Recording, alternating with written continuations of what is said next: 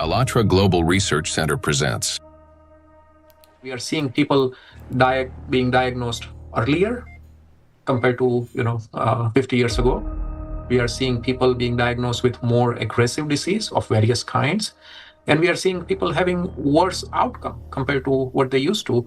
And this is despite of all the advancement we have been able to make in the medical science in general. Do we expect the rise in neurodegenerative diseases, disabilities, and so forth? I think we are already seeing that rise. The rise in cancer rates worldwide is absolutely frightening. I think it's very legitimate to call it an epidemic. There's an increased rate of cancer worldwide in children and also in people much younger than I used to see. So what's going on now is that we're having a rise in people getting cancer, children, young adults, and it's probably not due to smoking or alcohol or anything. There seems to be something else, something in the environment that is causing this cancer at an alarming rate, and it's getting worse. So a very serious problem.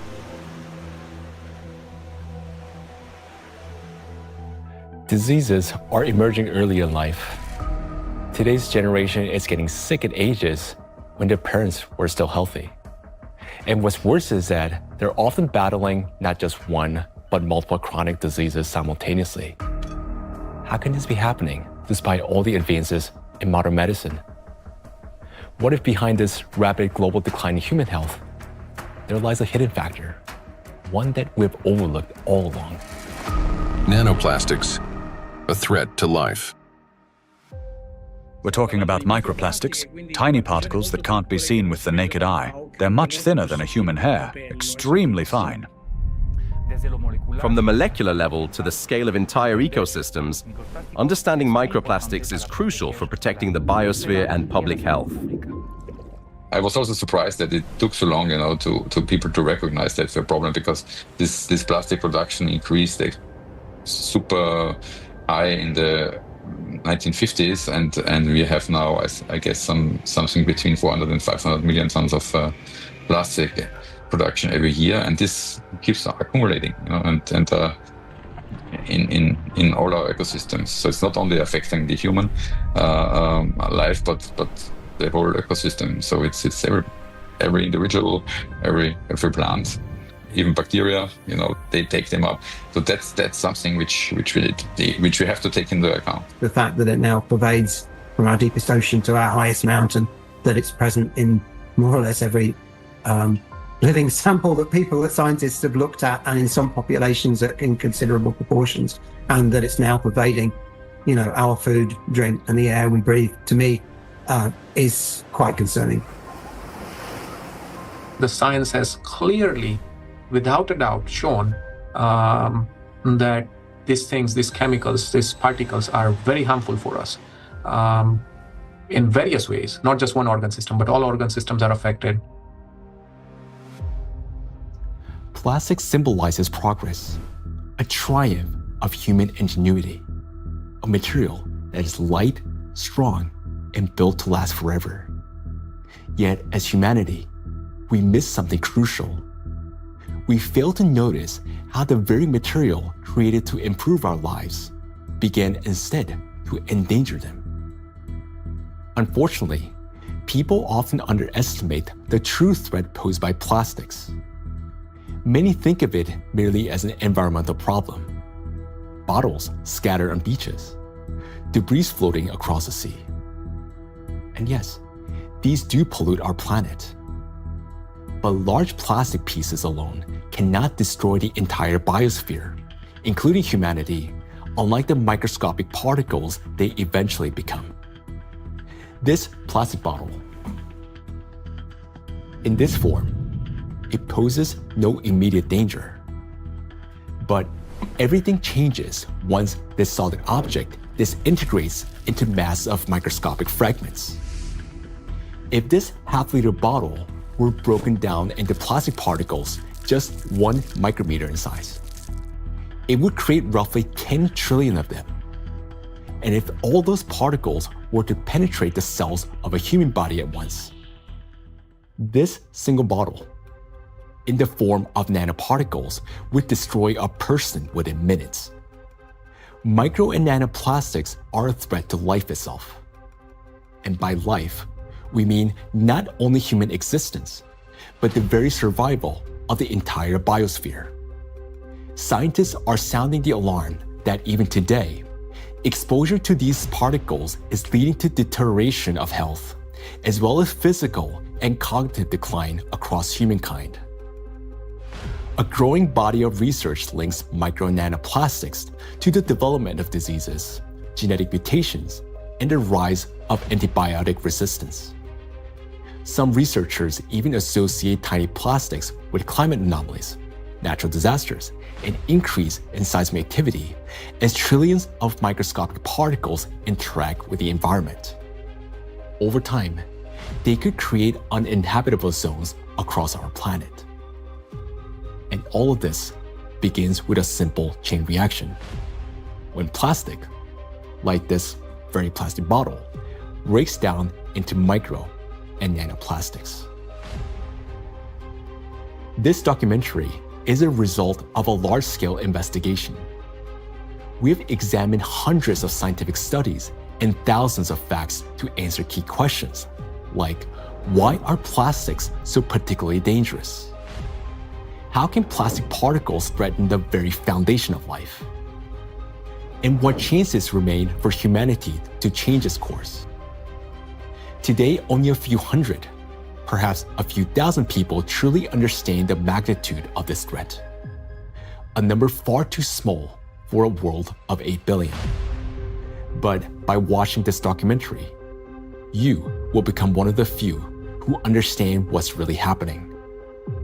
This is a story of why researchers studying nanoplastics call them the number one killer, and how they're already reshaping our future. Plastic interferes with the universal language of life.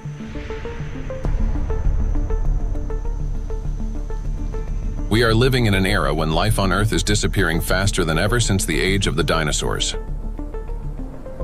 Currently, the extinction rate of species is 1,000 times higher than the natural extinction rates, making our time one of the most devastating periods in all of history in terms of biodiversity loss. The 6th mass extinction is already underway. The modern world is plunging into a biological collapse, like the ones in the past that wiped out up to 90% of all living creatures on the planet. While past global catastrophes were driven by volcanic eruptions or meteor impacts, today a new factor has joined these forces of nature, an invisible enemy created by humans, capable of destroying all life. Plastics are everywhere.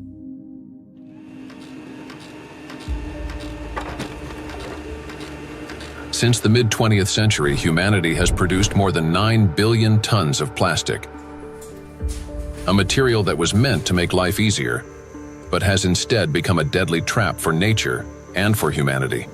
It is well established that most plastic is never recycled. Professor Antonio Ragusa, an Italian obstetrician gynecologist and researcher who first identified microplastic in the human placenta, explains how it continues its journey through the biosphere. Of the millions and millions of tons of plastic we produce, less than 10% gets recycled. More than 90% is dumped into the environment.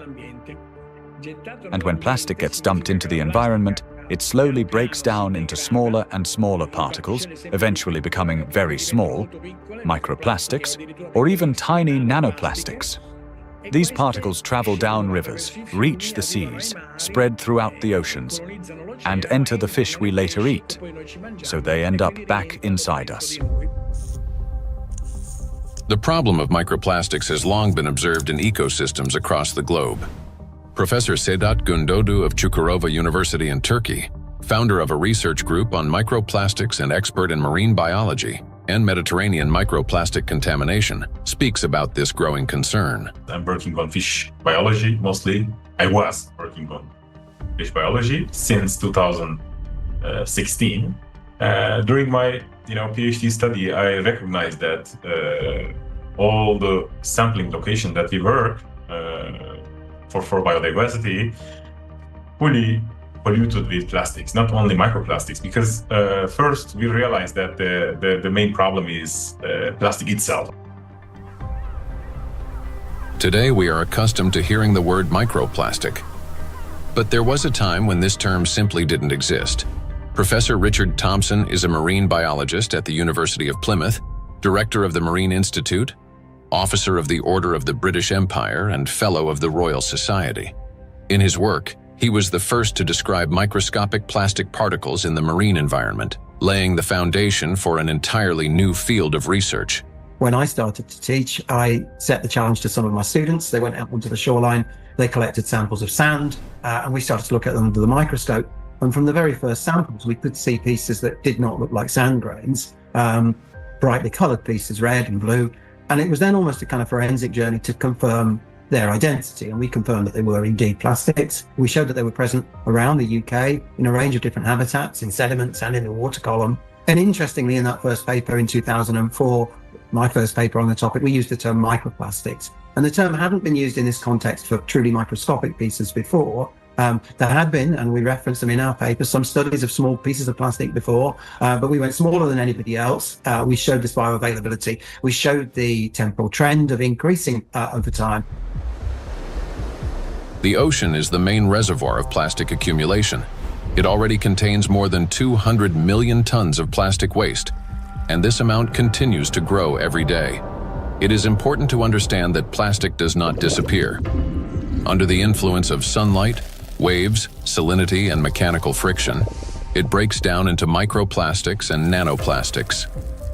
Microplastics are plastic particles smaller than 5 millimeters in size, while nanoplastics are smaller than 1 micrometer, about 1,000 times thinner than a human hair. There are about 350 trillion microplastic particles in the surface layer of the ocean alone. Yet the real number is far greater.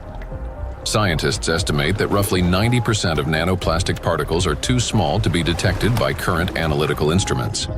As water evaporates from the surface of oceans and other bodies of water, microplastic particles rise into the atmosphere together with the water vapor. Dr. Dusan Materic, an environmental analyst at the Helmholtz Center for Environmental Research, Germany, leads a research group dedicated to the study of nanoplastics. Dr. Materic investigates atmospheric nanoplastics at the Sonnenblick Observatory in Austria, the oldest high-altitude research station in Europe. And for those nanoplastics that fragments from big fibers, because of UV weathering, because of just mechanical forces, those shredding nanoplastics are much more potent to stay in the air for a long period, and that means picked up and brought even here at 3,106 meters above sea level. So what we discovered is that we have nanoplastics across all the stations, and we have nanoplastics even in the deepest ocean environment, and our deepest point is below 5,000 meters. Micro and nanoparticles in the atmosphere can travel thousands of kilometers, crossing from one continent to another. This is noted by Dr. Elke Ludewig from Austria, who heads the Sonnenblick Observatory and the European Center for Cloud Ambient Intercomparison, where the transport of these particles and the effects of this process are recorded. We know from different cases that we have really long transports of particles from, for example, Japan up to here, or Canada, for example. There are two examples I can tell you. The one is the accident in Fukushima. It took about 11 days until aerosol particles with a higher radiation received the Sonnenblick Observatory. Another example was in 2025, on the 9th of June, there was a kind of transport, an air mass from Canada received the station here. We could see it in the sky. Of course, we could see it in our data that we had higher aerosol concentration, but the really impressive moment was, and that's why it's also important to have stuff up here, we could really smell the burn in the air. And this lasts for the whole day. So there you can see how intense effects somewhere on the globe, especially on the North Hemisphere, can be, and it's still transported hundreds of kilometers around the North Hemisphere, and we can measure it here and show what it is. Atmospheric micro and nanoplastics then return to Earth with precipitation, falling with rain or snow and settling in forests, on farmland, and across grasslands, where they seep into the soil and penetrate plants. This is happening all over the planet, in both the northern and southern hemispheres. Liliana Cáceres Sanchez, MSc in Science, Technology and Health, a biologist specializing in ecotoxicology and environmental protection, and a researcher at the Center for Research in Exact Sciences and Engineering at the Bolivian Catholic University San Pablo, notes that microplastics are present in natural environments, in living organisms, and in food products. In recent years, we've conducted analyses of soil, air, and both surface and groundwater in Cochabamba. We have also examined lakes and lagoons, and in all of these samples, we have found microplastics. The fact that we found microplastics even in areas with no human presence suggests that microplastic particles are actively moving through the environment. In addition, we identified their presence in food and in living organisms. We detected microplastics in milk and other pasteurized products such as yogurt. They were also found in wild animals, for example, in the Titicaca water frog and in fish from a lake near Cochabamba called Angostura. These findings confirm that microplastics have already become part of our food chain and ecological chain. Due to microplastic pollution, 1 in 10 grains of the world's 3 main food crops, rice, wheat, and corn, may die before harvest. In addition, researchers from the University of Catania have found high concentrations of microplastic particles in apples, pears, carrots, potatoes, lettuce, and broccoli. Overall, apples and carrots contained the highest levels of contamination, and fruits were found to have more plastic particles than vegetables. On dairy farms in several countries, microplastic particles have been found in samples of hay and other types of cattle feed. The presence of microplastics has also been confirmed in the milk and meat of cows and sheep, as well as in the lung tissue of pigs and in the stomachs and intestines of domestic ducks. This means that plastic has now become inseparable from livestock farming.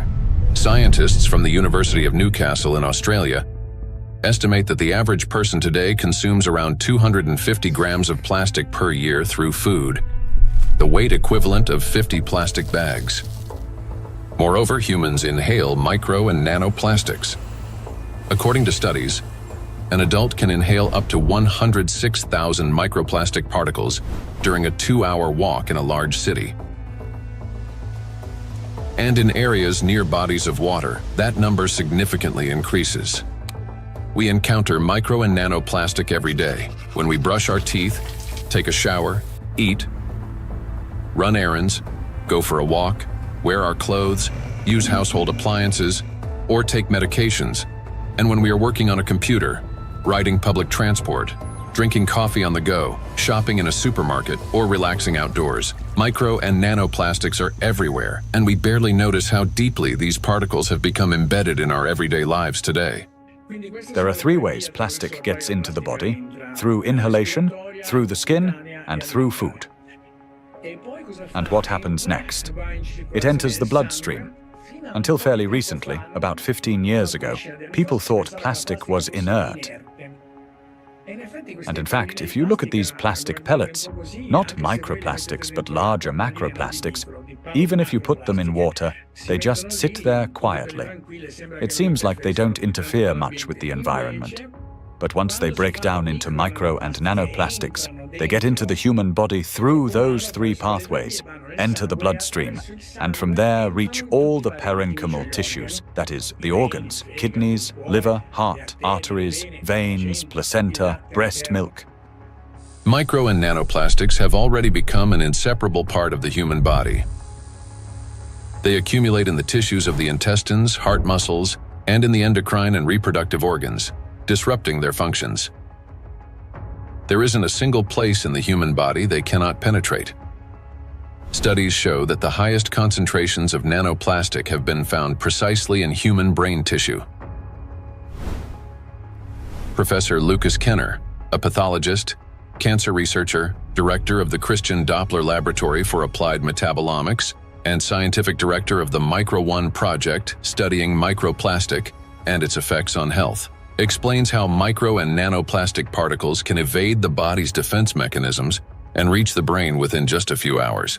And we found out that particles which are in the bloodstream and cover themselves with cholesterol molecules, they easily can enter the blood-brain barrier, which is a very strict body barrier and protects the brain from toxic outside or even therapeutic substances. So it's, it's difficult, for instance, to treat brain tumors because the blood-brain barrier is so strict also for medications. But particles can enter quickly because they cover themselves with molecules will help them enter the blood-brain barrier. And this is for me, it was really very striking to see that, that these particles in 2 hours after we give them an oral gavage, they're already in the brain.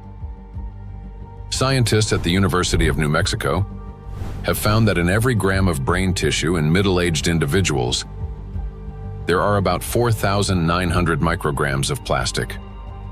This means that today, around 0.5% of the human brain is composed of plastic. Simple calculations show that the human brain contains on average around 7 grams of plastic, roughly the weight of a plastic teaspoon. And such a teaspoon is already inside the human head. It is well known that micro and nanoplastics are dangerous because of toxic chemical additives they contain, such as phthalates and bisphenols. Treating diseases associated with just 3 chemicals of the most toxic additives found in plastics costs humanity $1.5 trillion a year. But this is only the tip of the iceberg, as overall more than 16,000 chemical compounds are used in the production of various types of plastics, each carrying its own potential risks to human health. Yet there is another factor, one far more dangerous and still vastly underestimated, in how nanoplastics affect the human body. It is precisely this factor that allows nanoplastics to easily penetrate the body's protective barriers, and once inside, they are virtually impossible to remove.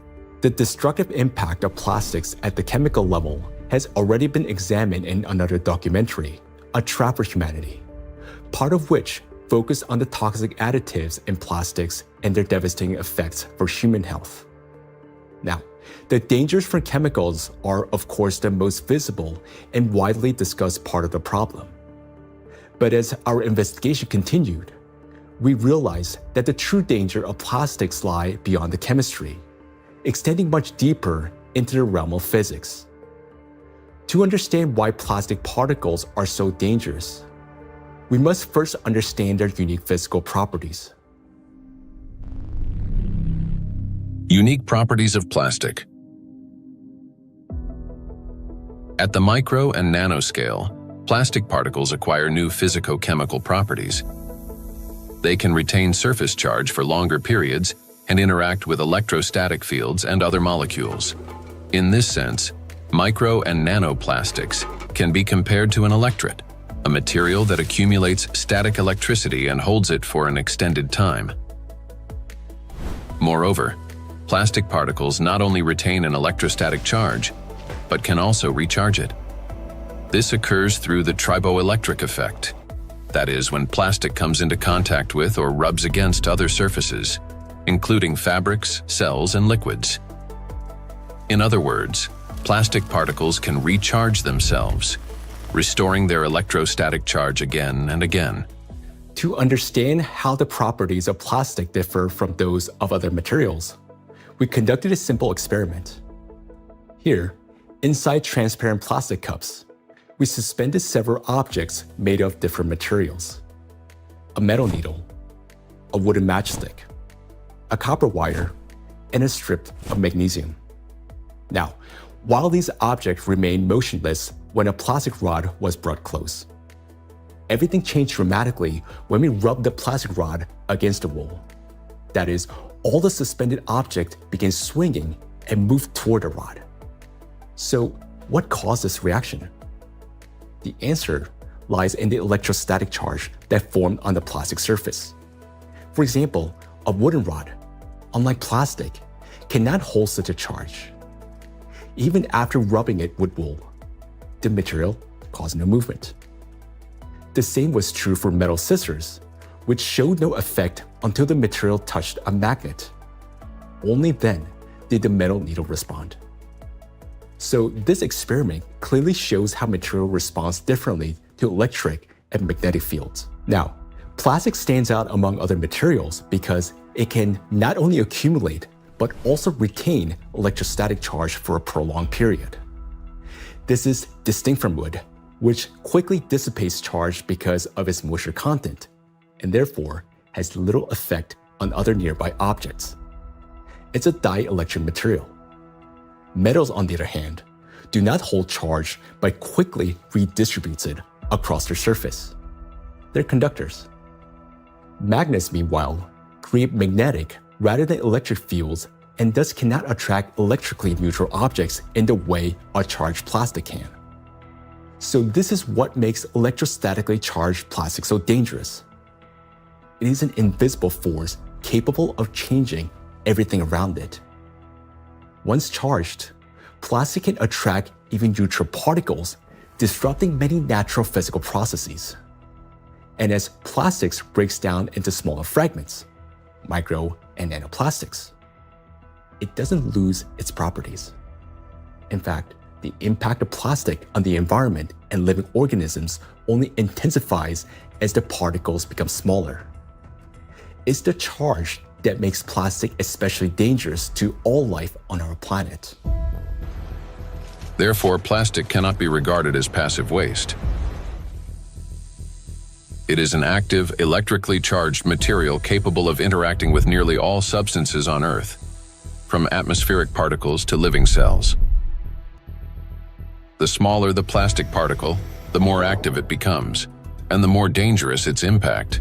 If you view a microplastic particle and it's 5 millimeters in diameter, and you break it down to a nanoplastic particle, which is 1 micrometer in size, you generate from one particle 125 billion particles, which is the number of galaxies we have in the universe. And the surface of these particles is 5,000 times larger than the 5 millimeter particle. So this just exemplifies how big an issue the breakdown of those plastic particles in even and all the time smaller particles. And these particles have maybe total different properties than the large 5 millimeter particles. So you not only change the size, but also the surface and the properties of the particles. Nanoplastic has an enormous surface area compared to its mass. It's like a tiny grain with the surface area of a football field. This is called a high specific surface area.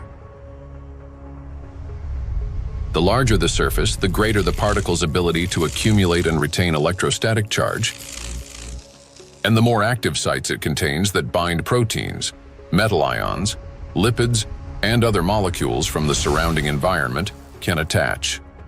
To understand how dangerous these tiny charged particles are, let's run a simple mental experiment.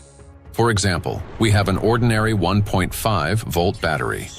If we divide it into 125 billion tiny batteries, and suppose each of them still had the same power output of 1.5 volts, their aggregate power would equal 187.5 billion volts. Imagine how much greater the voltage will become. Similar things happen with plastic. When a single fragment of plastic is divided into 125 billion particles, each carrying a charge, the amount of charge increases. Today, millions of tons of plastic in our biosphere are constantly breaking down into smaller and smaller particles, each carrying an electrostatic charge that allows it to penetrate everywhere. Consequently, as the number of electrostatically charged plastic particles grows, an excess electrical potential builds up throughout our planet. This is a major factor disrupting the Earth's energy balance, contributing to warming of the oceans, increase in atmospheric anomalies, as well as the number and severity of natural disasters each year. Note that the warmer the ocean, the more acidic it gets, and the faster plastic breaks down into charged micro-nanoplastics. This in turn leads to greater buildup of energy on our planet, amplifying all these processes in a self-reinforcing chain reaction. In addition, The smaller the particle, the more easily it penetrates the protective barrier of living organisms, including humans, triggering various chronic diseases and killing millions of people. We'll explore all of this in detail. In other words, plastic fragmentation does not make it safer. On the contrary, it transforms it into nanoparticles that readily penetrate living organisms. We know so far that compared to microplastics, nanoplastics can pass through the cell membranes much easily. That means that they can go to our bloodstream, not just us animals as well, and they can be carried to certain organs, deposited there, hard to be excreted back and things like that. This is why nanoplastic is far more dangerous than microplastic, as its capacity to accumulate electrostatic charge is significantly greater. Due to their electrolyte behavior and small size, plastics do not remain inert particles. They become charged and transform into trillions of micro and nano killers. It is through this charge that tiny plastics can penetrate deep into living tissues and even destroy them. Today, these particles are everywhere, and they're already interfering with the delicate electrical processes in nature. Now, we often think of electricity as something artificial, confined to light bulbs, batteries, and wires. But in reality, electrical impulses are the very language of life. That is, they enable the entire biosphere to function. And it is precisely these natural processes that electrostatically charged micro and nanoplastics are now disrupting. Universal language of nature.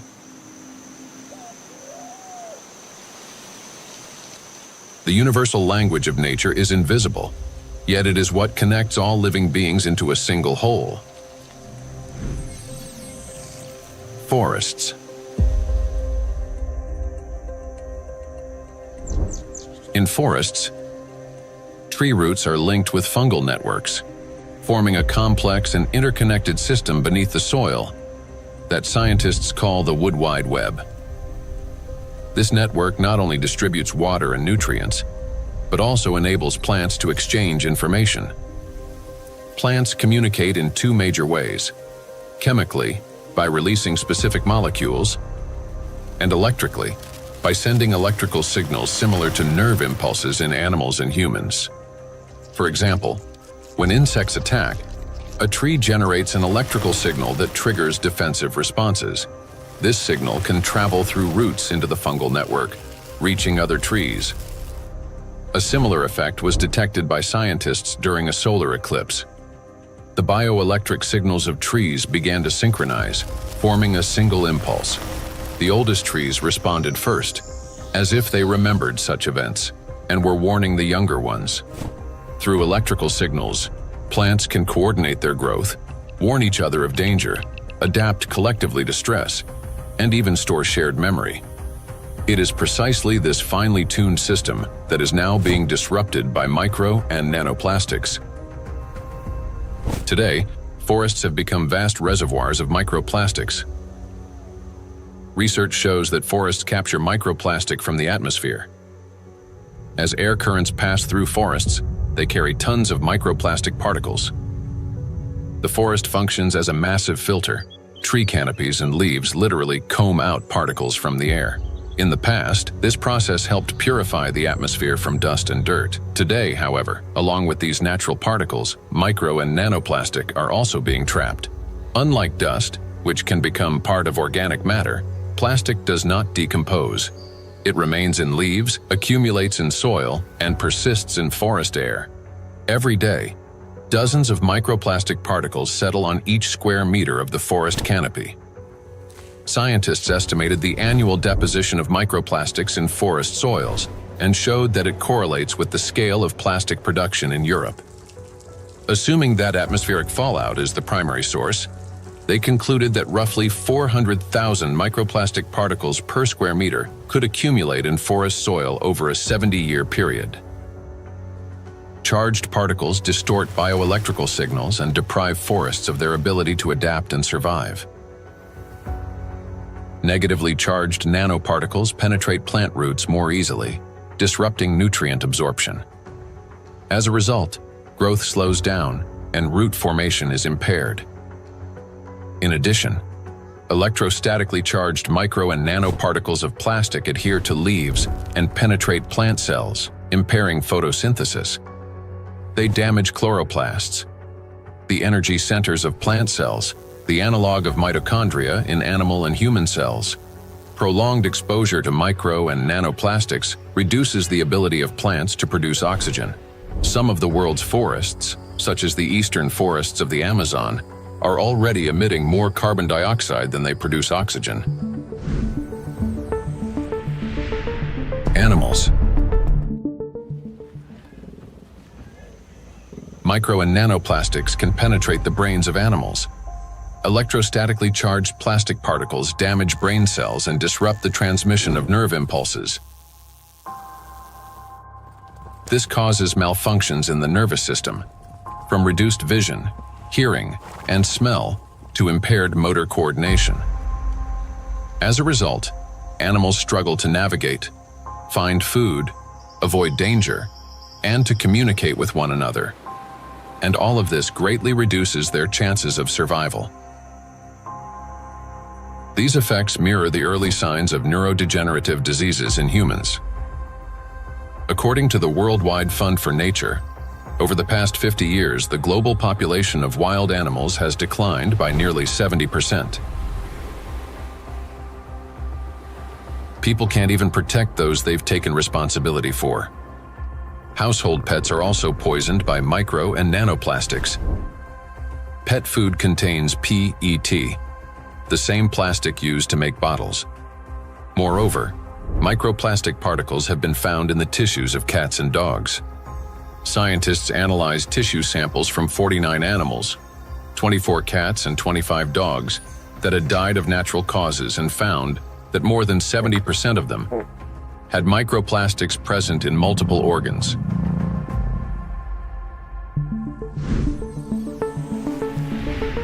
Insects. The rate of insect extinction is 8 times higher than that of mammals, birds, or reptiles. The crisis is especially severe for pollinators, bees, whose role in ecosystems and agriculture is critical. Wild and domesticated bees pollinate 75% of agricultural crops and 90% of wild flowering plants. More than 30% of the world's food production depends on bees. Today, populations of honeybees and wild bees are declining rapidly. If this trend continues, half of all bee populations may disappear within the next decade. The disappearance of bees means the loss of the link that connects plants and food, nature, and humanity. Studies by Indian researchers have identified a correlation between microplastic pollution and declining populations of insects. Bees interact with their environment through electrical impulses. They navigate not only by scent, color, and flower shape, but also, remarkably, by sensing a flower's electric field. When a bee approaches a flower, they communicate through the electrical field.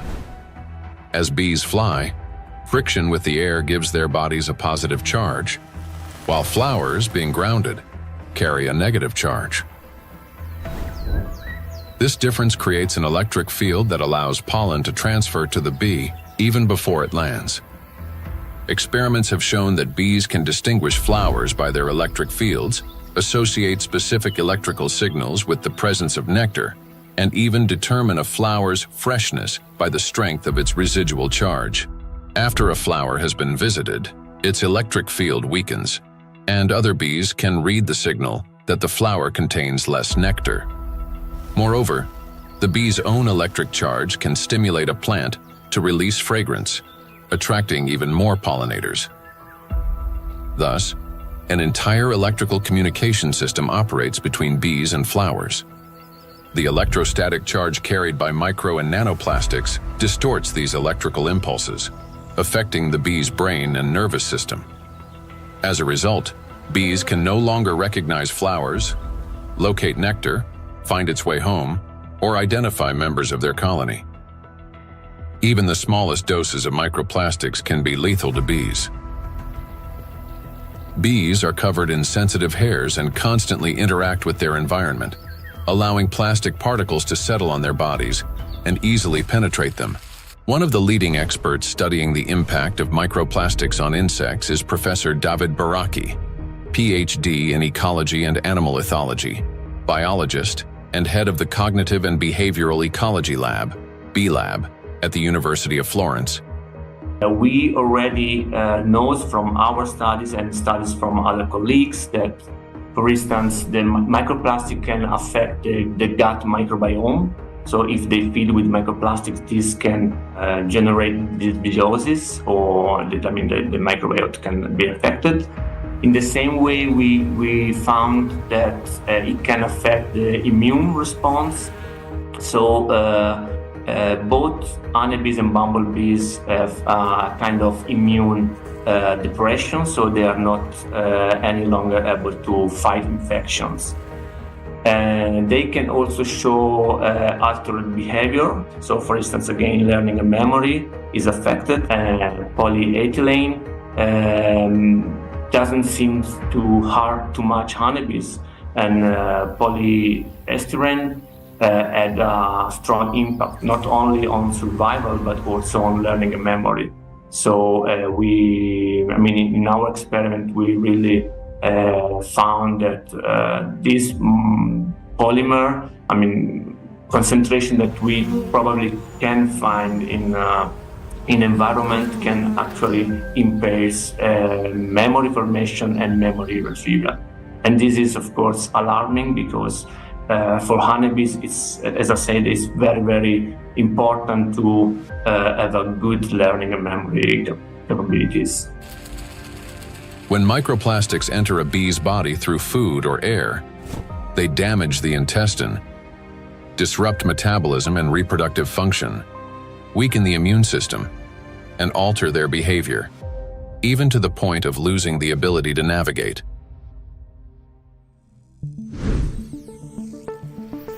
Birds. Across the globe, scientists are observing an alarming trend. The number of wild birds is rapidly declining.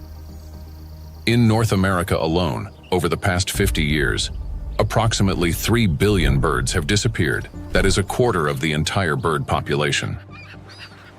Electrical signals play as vital a role in the lives of birds as they do throughout the entire biosphere.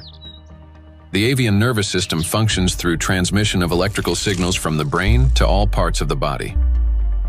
Those impulses control movements of wings, tail, and body in flight, vision and coordination, cognitive responses, for example, evading predators, song and vocal communication. Birds are true living navigators capable of traveling thousands of kilometers and returning precisely to the same locations year after year. Scientists have discovered that many migratory birds use Earth's magnetic field for orientation. Imagine an airplane. A pilot sees a radar screen with lines and markers to avoid getting lost in the sky. For birds, their eyes serve as such a radar. Specialized molecules in their eyes detect both light and Earth's magnetic field, converting them into electrical signals. In the brain, those signals form an image with field lines superimposed on the real world. A bird simultaneously sees clouds, land, and its magnetic radar, allowing it to maintain course in any direction with ease. Electrostatically charged micro and nanoplastic particles entering a bird's body distort electrical impulses and disrupt functioning of its nervous system.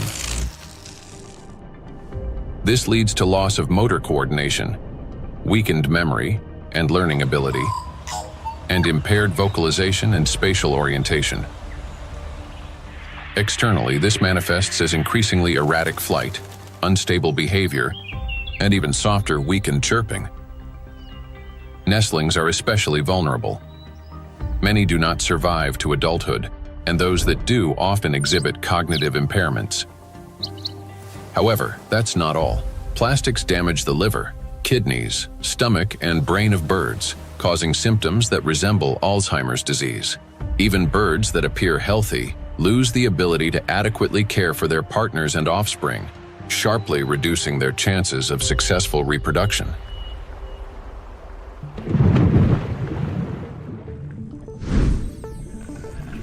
Marine life.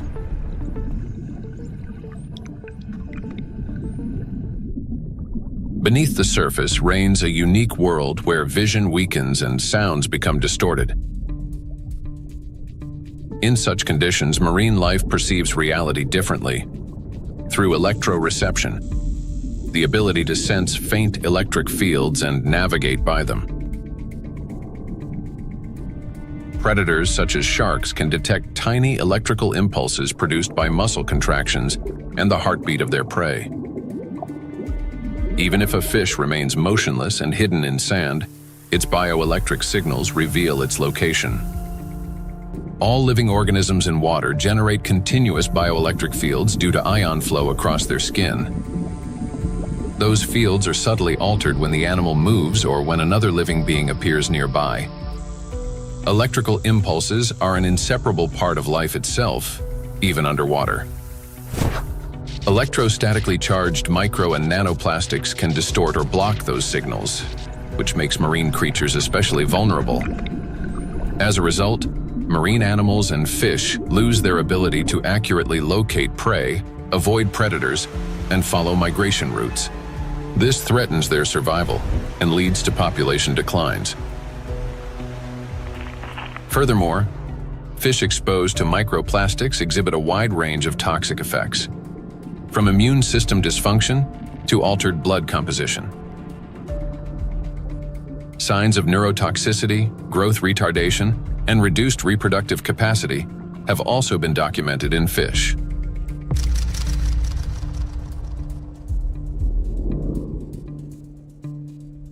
All processes in the biosphere rely on extremely subtle electrical impulses. It is these impulses that become distorted by electrostatically charged micro and nanoplastic. Micro and nanoplastics have already permeated every environment and integrated into all ecosystems. The examples given here represent only a small part of a global problem. Disruptions are occurring throughout the biosphere without exception, and the outcome is the same everywhere. Distortion of signal transmission, breakdown of biological connections, malfunction of living systems, and ultimately, the death of life itself. Micro and nanoplastics are everywhere, and everything they touch is slowly dying.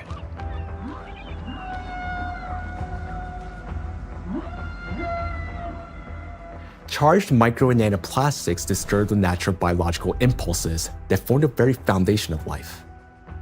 Gradually, they erode the mechanisms that allow the biospheres to exist and interact. This decay begins from within, slowly, almost imperceptibly, yet inevitably. Even what appears healthy and alive today is already contaminated by micro and nanoplastics. Today, so many of these particles have already accumulated on our planet that they will be enough to destroy the entire biosphere several times over. And their numbers continue to grow each day. Nature is not merely a habitat. It's our breath, our nourishment, and our protection. Humanity can survive without technology, but not without air, water, and living organisms. When life on Earth dies, humanity dies with it. The truth is that we do not exist separately from nature, no matter how much we try to convince ourselves otherwise. We're part of it. So you have probably guessed who we're going to talk about next. Yes, about us. Impulse of life. For humans, just like for all living beings in the biosphere, electrical signals are the pulse of life. The human body is, quite literally, an electrical system. The brain thinks with the help of electrical impulses. The heart beats because cells transmit electrical signals to one another, and muscles contract when they receive signals from the nervous system. Neurons play a key role in coordinating all body functions by generating and transmitting electrical impulses. How an electrical impulse is generated in neurons? Every neuron has a membrane with the so-called gates, ion channels. When a signal needs to be transmitted, some of these gates open, and ions begin moving quickly into or out of the cell. This flow of ions changes the membrane's electrical charge, creating an electrical impulse. The impulse travels along the neuron and transmits information further to other cells. How you communicate, whether you interrupt, speak quickly and emotionally, or on the contrary, whether you're apathetic, how you scroll through a news feed on your phone, whether you rush or move slowly, depends largely on the balance of ions. When this balance is disrupted, a person can become overly irritable, or, on the contrary, sluggish. Every movement and reaction of our body is based on electrical impulses in neurons and other cells. For example, if you accidentally touch a hot object, nerve fibers instantly transmit a signal to the brain, which commands the muscles. Pull your hand away. Without electrical impulses, the body wouldn't be able to maintain a stable internal state, homeostasis. Even the immune system cannot function without electrical impulses. The speed and strength of every immune cell's response depend directly on the quality of impulse transmission. Emotions and thoughts are also the language of electrical impulses. When you feel joy, sadness, excitement, love, or recall a memory, tiny electrical sparks run between neurons. They're like messages between friends. One neuron writes, another reads, and passes it on. Through these chains, thoughts, emotions, and decisions are born. When you learn something new, that too is the work of electrical impulses. They create new neural connections, as if paving little pathways in the brain that make it easier for impulses to travel later on. Even at the very beginning of life, when a sperm cell fertilizes an egg, an extraordinary phenomenon occurs. This contact triggers a cascade of biochemical reactions, including the release of billions of zinc ions. This impulse acts like a start button that activates the egg and initiates the very process from which the future embryo begins to develop. We rarely think of ourselves as electrical systems, yet that's exactly how our bodies function. Nature created a perfect design in which countless vital processes and interactions occur through electrical impulses. But there was one thing that nature could not have foreseen: that humans would create an enemy capable of infiltrating and disrupting this perfect mechanism. In studying micro and nanoplastics, we discovered that their most dangerous weapon is invisible. It is the electrostatic charge that these particles accumulate and retain. This charge begins to destroy us from within, starting from the very foundation of life, the cell. Inside the cell, charged nanoplastics cause the greatest harm. They disrupt communications between the cells, trigger self-destruction programs, and deprive cells of their ability to generate energy for sustaining life. The question is, how do plastics do this? How do micro and nanoplastics damage the body's cells? Disruption of interactions between neurons. Electrostatic charge and extremely small size allow nanoplastic particles to penetrate inside human cells. The impact of nanoplastics on cell function can be clearly traced in neurons, cells of the nervous system, as their function is directly linked to the generation and transmission of electrical signals. Valérie Etkin, Doctor of Physical and Mathematical Sciences and member of the European Academy of Natural Sciences, emphasizes that the impact of nanoplastics on nerve cells manifests at the most fundamental levels. Nanoplastics significantly influence the generation and transmission of neural impulses through multiple mechanisms that disrupt ion transport and the electrical activity of neurons responsible for transmitting nerve signals in the body. Each neuron functions like a miniature battery. It constantly maintains a difference in electrical charge between the inside and outside of its membrane. This enables the neuron to be ready to transmit a signal at the right moment. Charged nanoplastic disturbs this delicate balance, making the cell behave unpredictably. a neuron may activate prematurely, like a light flickering on without command, or conversely, fail to transmit a signal when needed.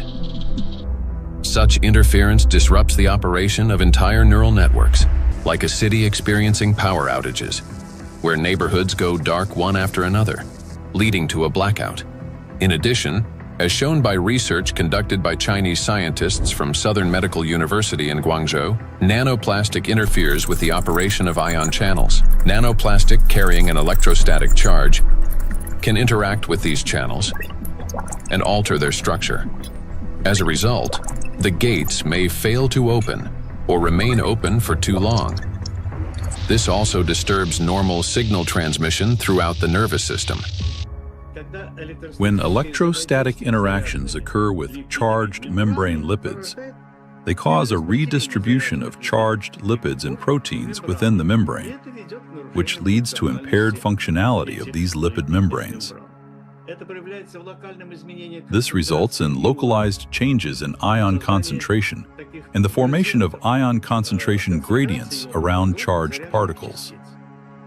The function of ion pumps, which are essential for maintaining ion balance, becomes disrupted.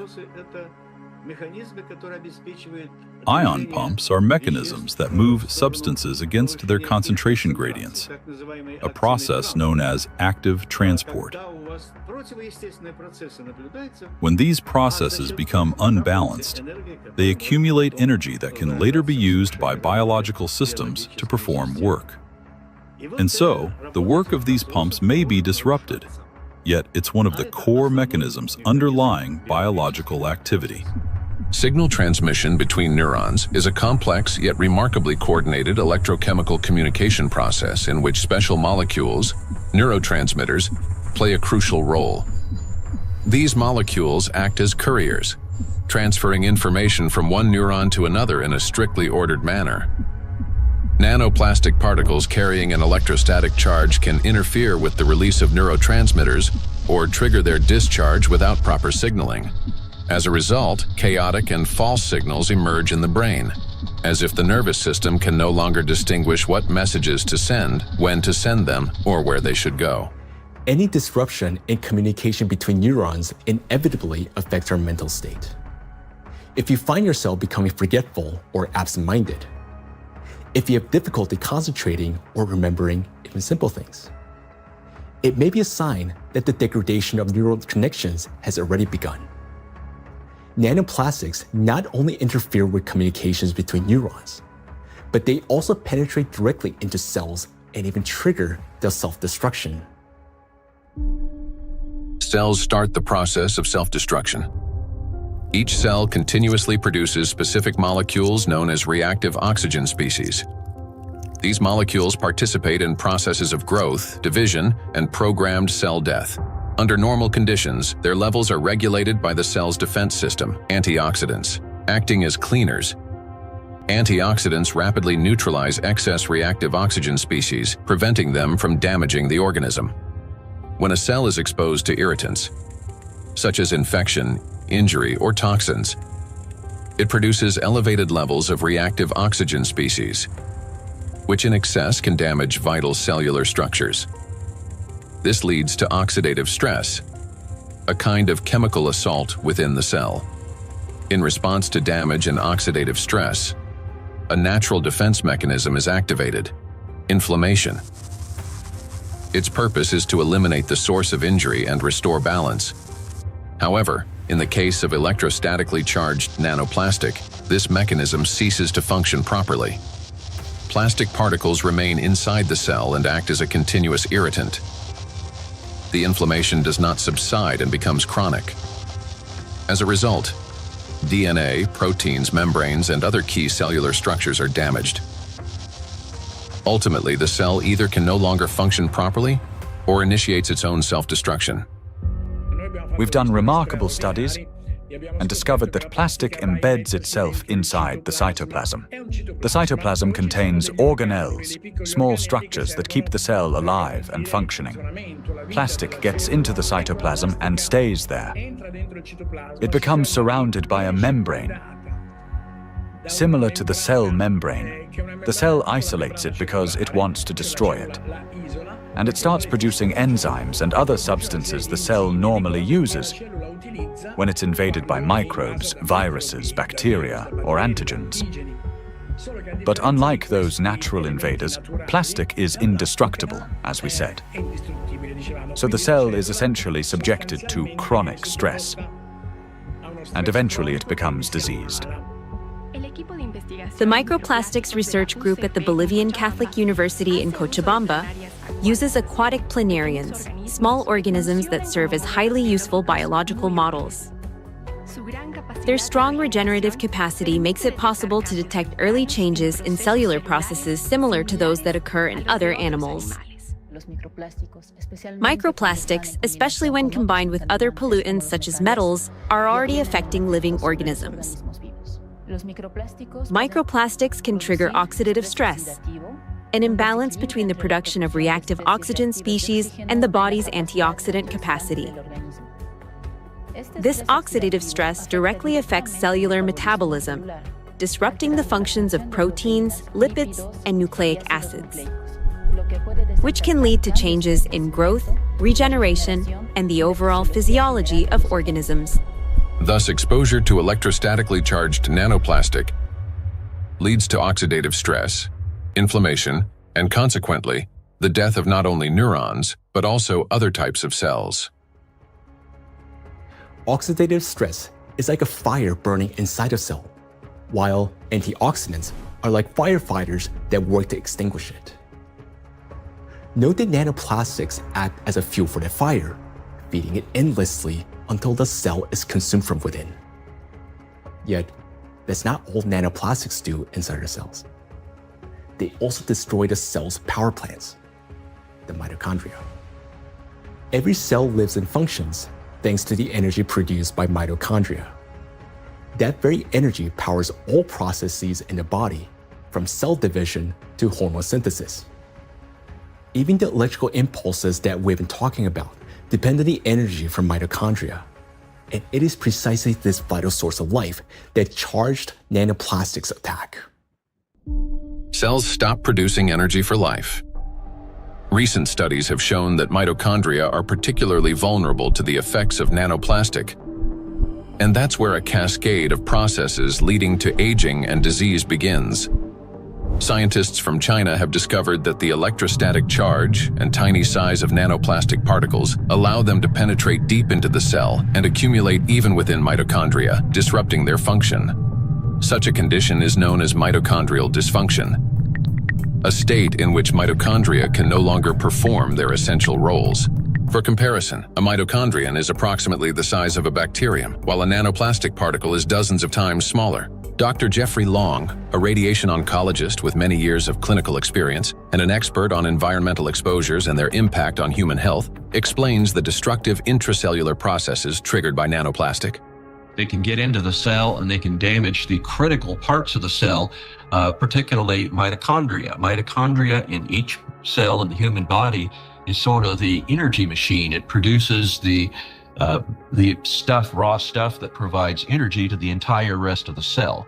And it is frightening to understand, and increasingly so with increasing scientific studies, that nanoparticles nanoplastics, as they get in, are actually damaging the mitochondria, that energy-producing part of the cell.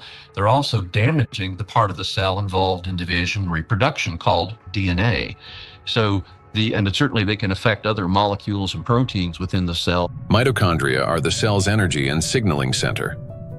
They regulate metabolism, control cell growth and division, protect against oxidative stress, modulate inflammation and immune responses, and trigger programmed cell death.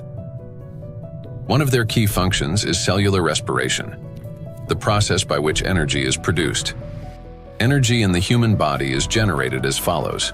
First, proteins, fats, and carbohydrates from food are broken down into simple molecules.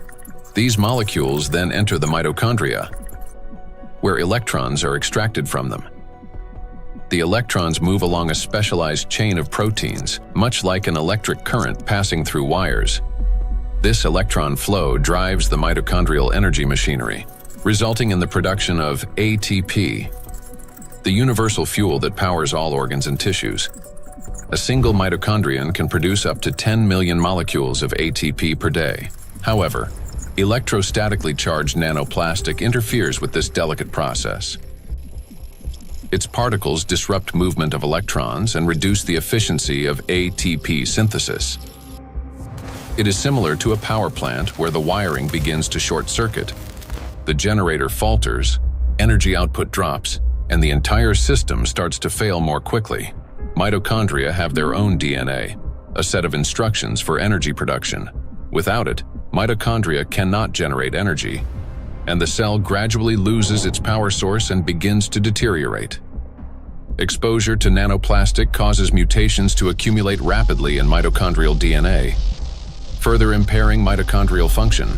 Studies published in 2023 demonstrated that 50 nanometer polystyrene nanoparticles sharply reduce ATP production and increase the number of mutations in mitochondrial DNA. We have studies on this, with dramatic images taken using a scanning electron microscope, as well as a transmission one, where you can actually see plastic destroying the mitochondria, the structures that produce a cell's energy. Chronic exposure to nanoplastic turns cells into a battlefield.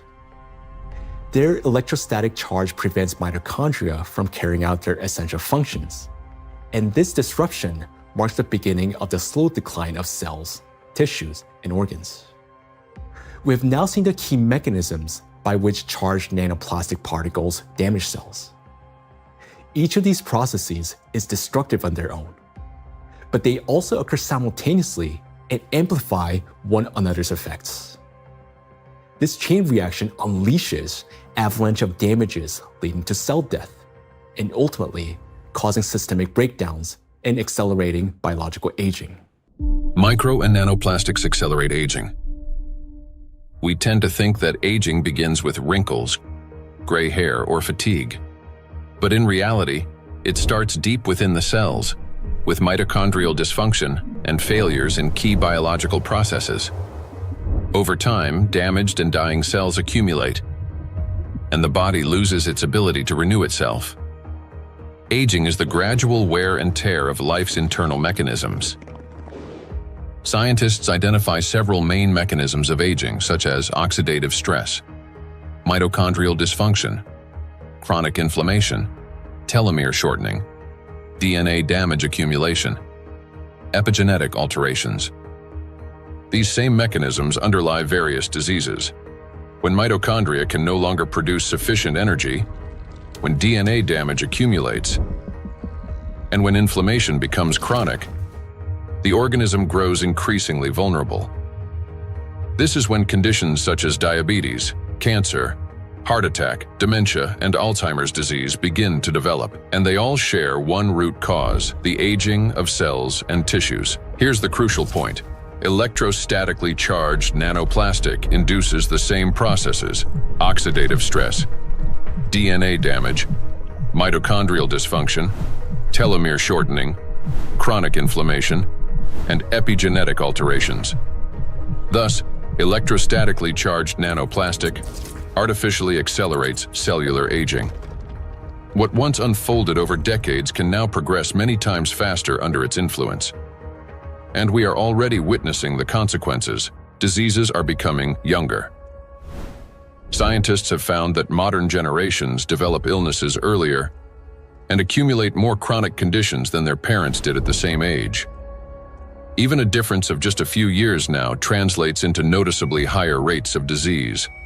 Cancer and hypertension remain the most common conditions.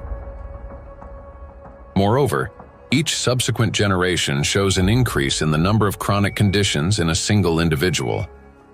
Diseases once considered age-related are increasingly found in young people. Notably, this trend coincides with the growing plastic pollution of the environment.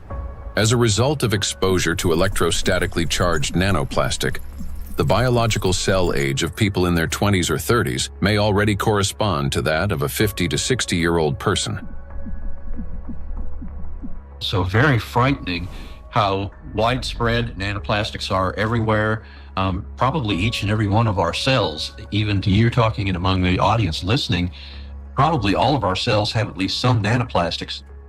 So let's summarize. Aging is a gradual breakdown of the cells in our bodies. Nanoplastics accelerate this deterioration, and thus the aging itself through all those destructive processes within the cells that we've just talked about. And here lies the crucial point. The same mechanisms that drive aging also underlie many chronic diseases. In other words, micro and nanoplastics not only speed up aging, but also contribute to the development of diseases.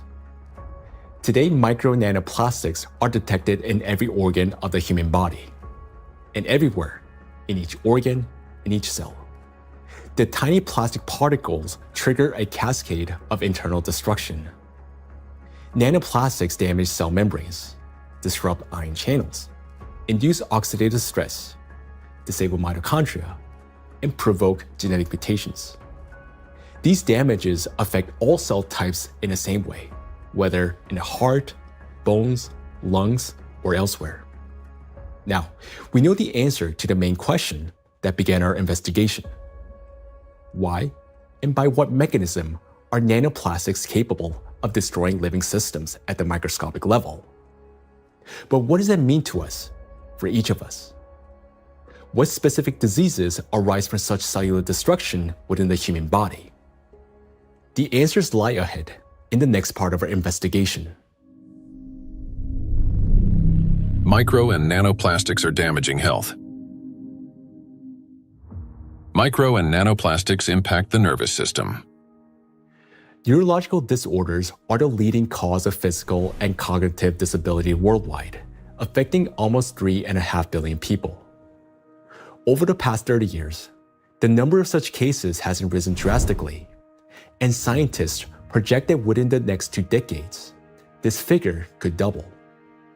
Since this trend mirrors a surge of plastic pollutions in our environment, it becomes clear why these diseases are becoming more prevalent and why they're increasingly affecting younger population. Now, recall the image of a plastic spoon in the brain. Unfortunately, it doesn't sit there inert or harmless. Electrostatically charged plastic particles attack neurons, the brain cells that are responsible for most of our thoughts and movements. Every day and every minute, nanoplastics are silently destroying cells in our brains, and the exposure to these tiny plastics, they never stop.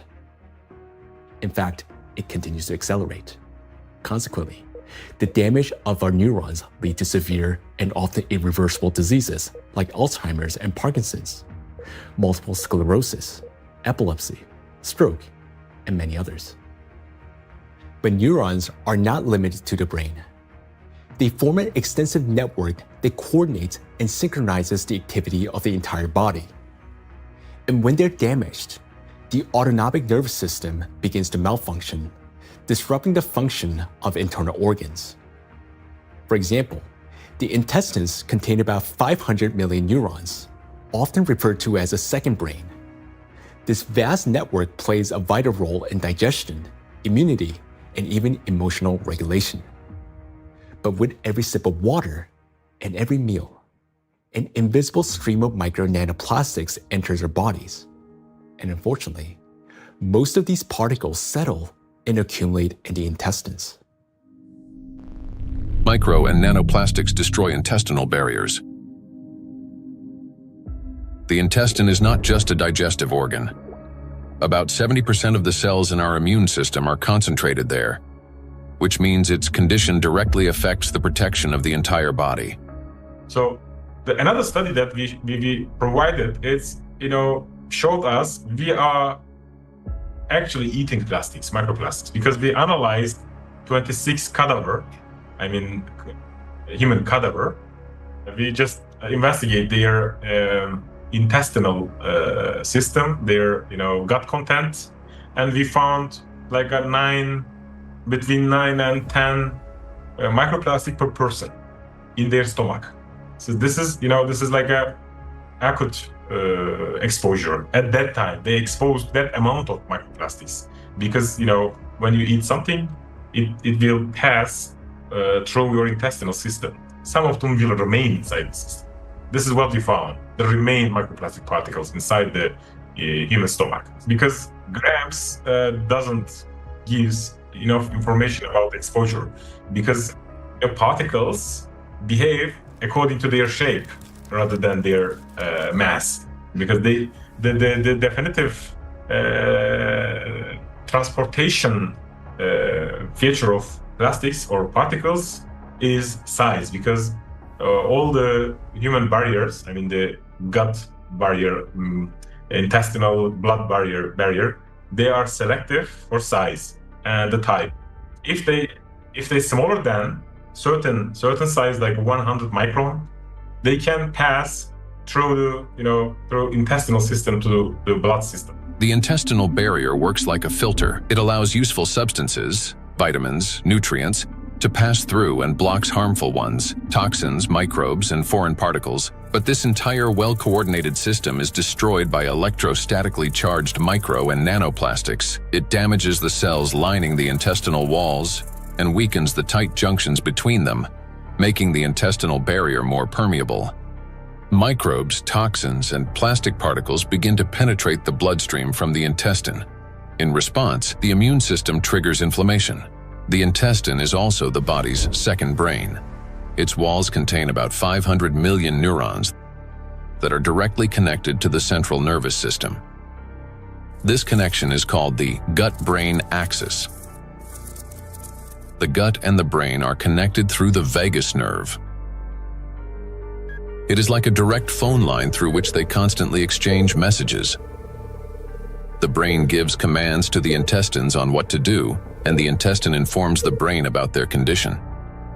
A key role in this communication is played by the microbiota, 100 trillion beneficial bacteria. They produce substances capable of both calming and irritating the nerve endings in the intestinal wall, including those of the vagus nerve. Charged micro and nanoplastics disrupt the balance of gut microbiota. Beneficial microorganisms die, while pathogenic ones begin to multiply actively. When this happens, the communication between the gut and the brain becomes distorted. When nanoplastics enter the intestine, it triggers a vicious cycle of destruction. The damage that begins in the intestine leads to systemic malfunctions throughout the body. The digestive, immune, nervous, and endocrine systems all suffer.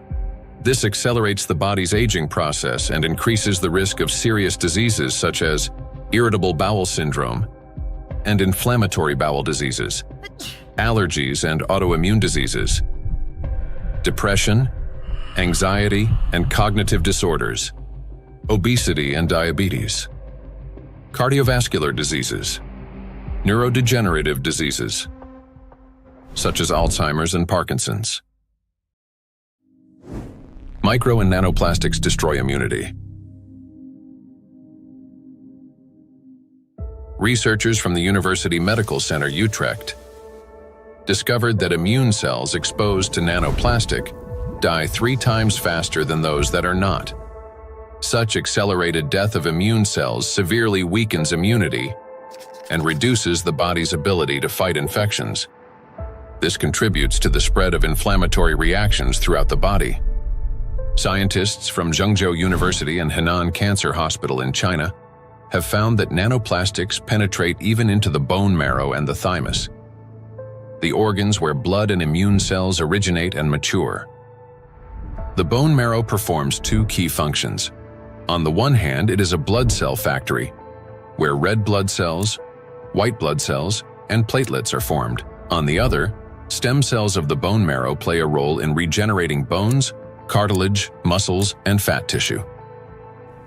The impact of nanoplastics on stem cells means damage to the very foundation of regeneration. First, blood formation worsens. Anemia can develop due to a lack of red blood cells. Immunity decreases due to fewer white blood cells. And the risk of bleeding rises because of platelet deficiency. Second, damage to bone cells makes bones more fragile, increasing the risk of fractures and slowing their recovery. Nanoplastics not only destroy the immune system, but through its electrostatic charge, they also create conditions for the reproduction and resilience of pathogens.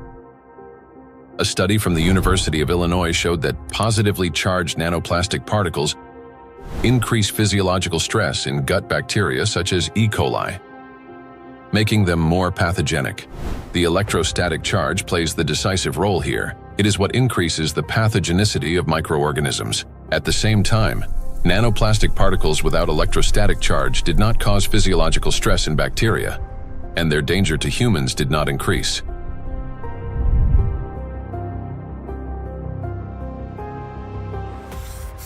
The experiment showed that microplastics, especially polystyrene, can absorb up to 98.6% of viruses, prolonging their survival outside the body for up to 7 days. Viruses that normally die under sunlight or oxygen within hours can persist on plastic for 2 to 7 days, remaining on surfaces such as handrails, bottles, and door handles. A single sneeze from an infected person can release up to 200 million viral particles into the air, which can land on any plastic surface indoors or bind with nanoplastic particles in the air and water. Microplastics become an air and water taxi, spreading infection. Once in the bloodstream, charged micro and nanoplastic particles quickly become coated with plasma proteins, forming a biocorona, which masks them as the body's own cells and makes them invisible to the immune system. Antibiotic resistance.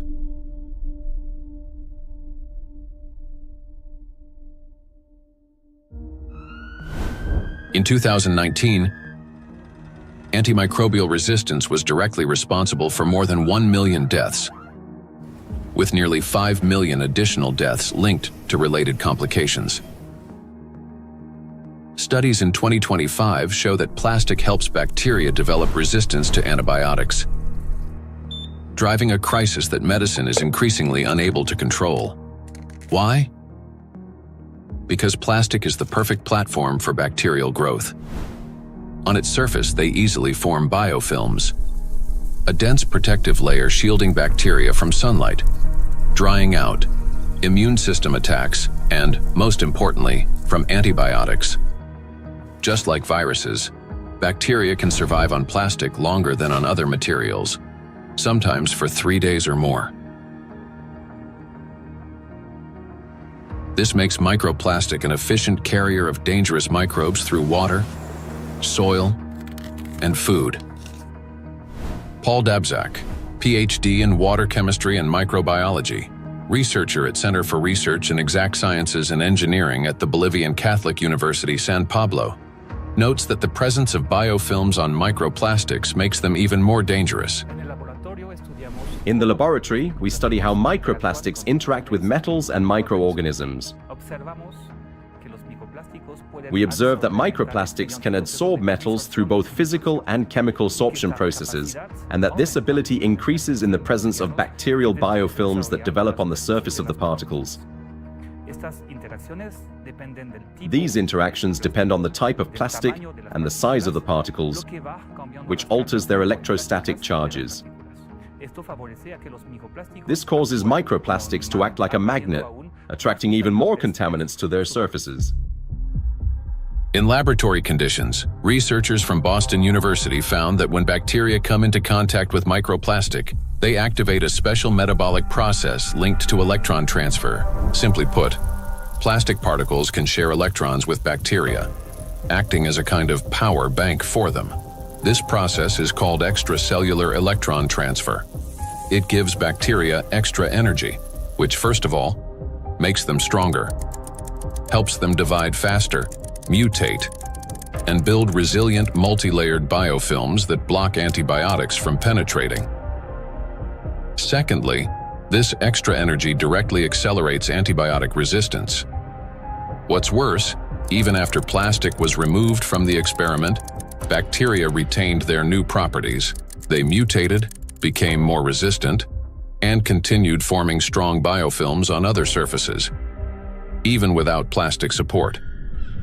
This means plastics may accelerate the rise and spread of the so-called superbacteria that are resistant to drug treatment. According to WHO estimates, by 2050, Antimicrobial resistance will claim 10 million lives every year. Meanwhile, new antibiotics are being developed far more slowly than bacteria evolve. So think about this. Charged microplastics not only help bacteria to survive, but they also enable them to mutate into superbacteria that are resistant to antibiotics. This discovery reshapes our perspective on plastic pollution because we now understand that the problem is far more alarming than we have previously believed. And each year, the threat of antibiotic resistance is growing. In many countries, standard drugs are already losing their effectiveness, and even common infections are becoming increasingly difficult to treat. If this trend continues, antibiotics could soon become entirely useless. Micro and nanoplastics affect the respiratory system. The inhalation pathway of micro and nanoplastics is especially dangerous because plastic particles carrying an electrostatic charge can reach not only the lungs, but also travel directly into the brain through the olfactory pathway. Chinese researchers have estimated that in just 2 hours outdoors, an adult can inhale up to 106,000 microplastic particles, and a child about 73,000. Given the lower body mass of children, the concentration of inhaled microplastics per kilogram is on average 4 times higher in children than in adults.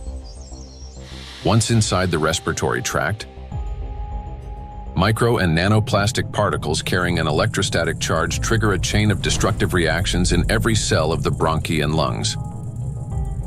They cause oxidative stress and chronic inflammation, leading to severe consequences such as the onset and worsening of bronchial asthma, progression of chronic obstructive pulmonary disease, pulmonary fibrosis, in which healthy lung tissue is replaced by scar tissue, and an increased risk of malignant tumors of the respiratory tract. In a study conducted in 2021, microplastics were found in 13 out of 20 lung tissue samples. In patients with respiratory diseases, particles were found in every sample of throat phlegm. What's more, plastic fibers have been discovered in malignant lung tumors. According to the World Health Organization, lower respiratory tract infections remain the world's deadliest infectious disease and rank among the top 5 leading causes of death. Cancer of the trachea, bronchi, and lungs ranks 6th among the leading causes of death. Micro and nanoplastics disrupt the functioning of the heart and blood vessels. Cardiovascular diseases are the leading cause of death worldwide. Despite tremendous efforts by the scientific community to develop and introduce innovative treatments, both the incidence and mortality from these diseases continue to rise. How do micro and nanoplastics damage the heart and blood vessels? The main thing electrostatically charged nanoplastics do is they destroy the mitochondria inside our cells. The heart is one of the body's most energy-demanding organs, and it's the mitochondria, the energy producers, that give it the power for every single beat. And when mitochondria start to malfunction, the heart literally stalls. It no longer has enough energy to maintain a normal rhythm or strong contractions. Heart attacks and strokes remain the world's leading causes of death among all diseases. In this context, it's especially alarming that scientists have found micro and nanoplastics inside atherosclerotic plaques, dense deposits within arterial walls that narrow the vessels and can obstruct blood flow. When a vessel becomes constricted or a clot forms, blood circulation to the heart or brain is disrupted, sharply increasing the risk of a heart attack or stroke. Research shows that when microplastics are present in carotid artery plaques, the risk of these life-threatening events and fatal outcomes rises by 4.5 times. Micro and nanoplastic particles trigger blood clot formation. When micro and nanoplastics enter the bloodstream, they don't simply drift there passively.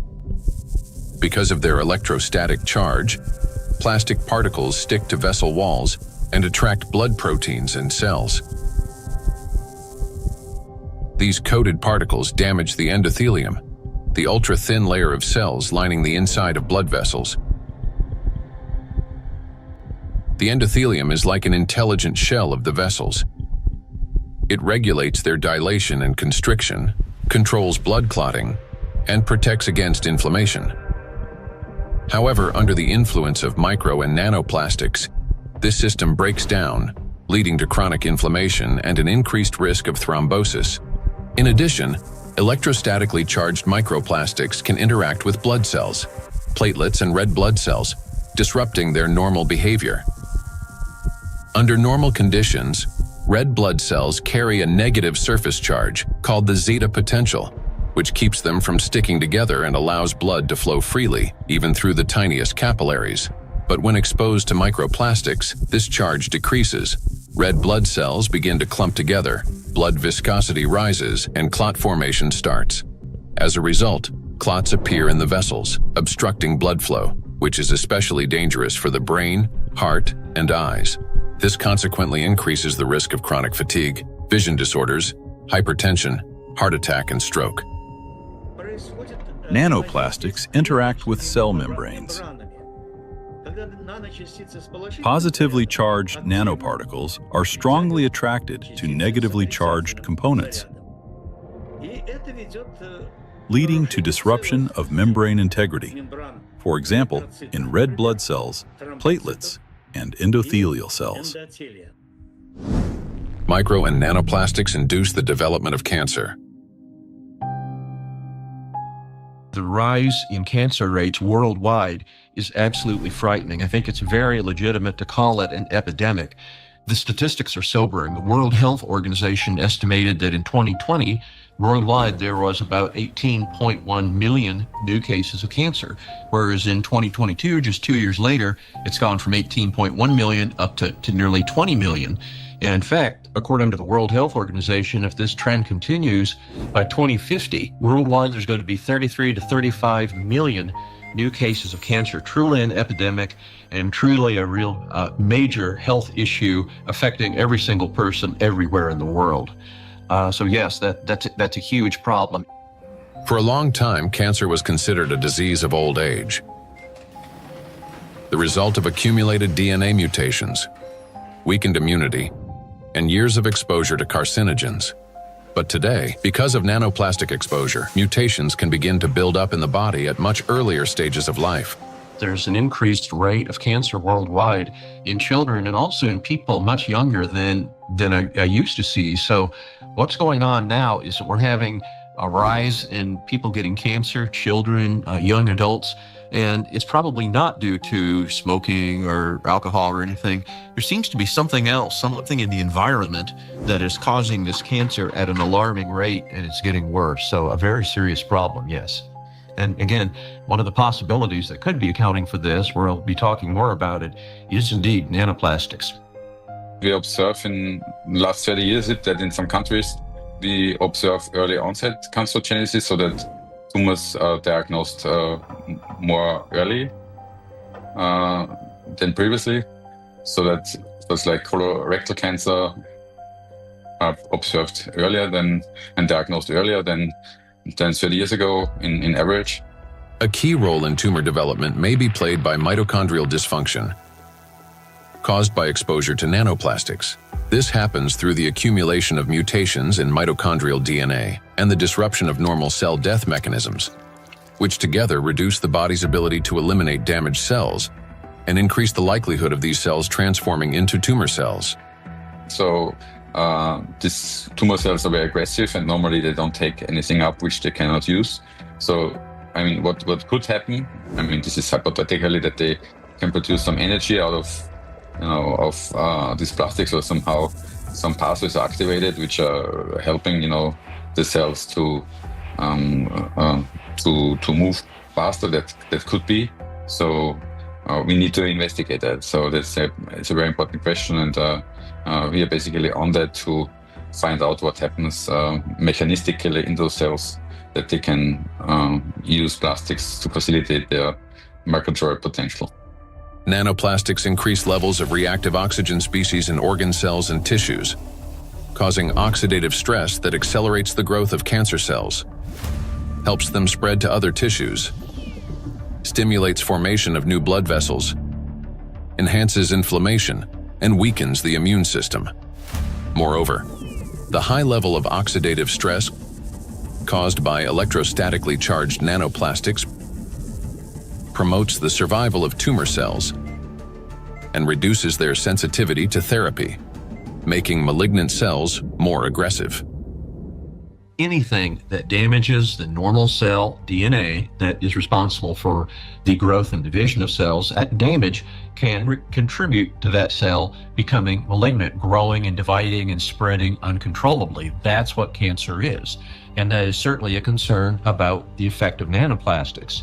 And then above and beyond that, because nanoplastics affect so much of the cell's function, the oxygenation, the ability of a cell to function, above and beyond that, I'm concerned as a doctor that treats cancer that nanoplastics may be reducing the effectiveness of our cancer treatments. I'm a physician that treats cancer with radiation therapy, so I am concerned about nanoparticles adversely affecting the use of radiation therapy to control cancer. And there's actually been some preclinical research on this that does suggest that the nanoparticles, and certainly contributed to by the typical negative charge that they have, in addition to adversely affecting cells, can actually reduce the effectiveness of radiation therapy. There's certainly a significant theoretical reason to believe that the nanoparticles may reduce the effectiveness of cancer treatments, not only my modality of radiation therapy, but certainly I have the same concern about it reducing the effectiveness of chemotherapy or other systemic treatments or immunotherapy. Research by the Medical University of Vienna has shown that micro and nanoplastic particles remain inside cells far longer than previously believed, as they are passed on to newly formed cells during division. In addition, there are also early indications that these plastic particles may play a role in tumor metastasis. So that's one of the problems, that the tumor grows very quickly and then also disseminates. And what we observed is that these particles are kept by the cells even after cell division, and then they are helping the cells to migrate quicker, so they can move quicker. And that's a property which we also observe in tumor cells when they are in the body, so that they can move to other places and even metastasize. And so we have to assume that also in the body, that these tumor cells can basically use those plastics to proliferate and move around in the body. When I came to this plastic topic, I thought myself, that this is, we introduce here material which is potentially toxic, potentially accumulating over the years, over the decades of the centuries, so maybe for a very long time, affecting our health, but also the evolution. I not only mean the cancer evolution of how cancers originate, but even the evolution of new species and the evolution of the whole ecosystems. Nanoplastics affect every system in the human body. They act as a trigger, setting off a cascade of processes that lead to serious illnesses, all because of their electrical charge. Today, we know that nanoplastics play a significant role in the development of conditions that have become the leading causes of death worldwide. It may seem that the humanity has already faced its greatest threats: antibiotic resistance, autoimmune and neurodegenerative diseases, and cancer. Yet, there is something even more frightening than disease itself. Imagine living an ordinary life, feeling healthy, full of energy, going to gym, delivering a presentation, meeting friends. But then, a moment later, one suddenly dies. The body stops functioning as if someone has switched the lights off. Is there a link between MNPs and sudden death syndrome? Sudden adult death syndrome remains one of the most troubling and unexplained medical mysteries. A person may show no signs of illness, yet their life ends abruptly, leaving doctors and loved ones without an answer to the question, why? According to the World Health Organization, Sudden arrhythmic death claims about 5 million lives worldwide every year. In Europe and the US, it accounts for up to 20% of adult deaths from cardiovascular disease. Traditionally, the main causes have been hidden heart conditions: coronary artery disease, arrhythmia, cardiomyopathy. But in recent years, researchers' attention has increasingly been drawn to a new risk factor: exposure to micro and nanoplastics. In order to understand how nanoplastics can trigger processes that can lead to sudden death, let's recall what they can do. As we know, the most destructive property of nanoplastic is the electrostatic charge on its surface, which allows these particles to interfere with the transmission of electrical impulses between cells and distort the signals that coordinate the function of organs and the body as a whole. And because this same electrostatic charge can also disrupt mitochondrial function in every cell, leading to energy deficiency, inflammation, and ultimately cell death, the greatest danger arises in the most energy-consuming organs, the brain and the heart, where such disruptions can trigger sudden death syndrome. Our brain controls breathing and heart function through precise electrical impulses. If nanoplastic blocks or distorts these signals, the heart can cease to beat or breathing can stop. And this breakdown is not sudden. It results from a gradual accumulation of disruptions. That is, the signals from the brain's cardiovascular center become increasingly distorted and unstable, step by step, impairing the transmission of electrical impulses within the heart muscle. While this initially appears as arrhythmias, the heart beating too fast, too slowly, or irregularly, these malfunctions worsens and eventually reach a critical threshold, at which point the rhythm collapses and the heart stops.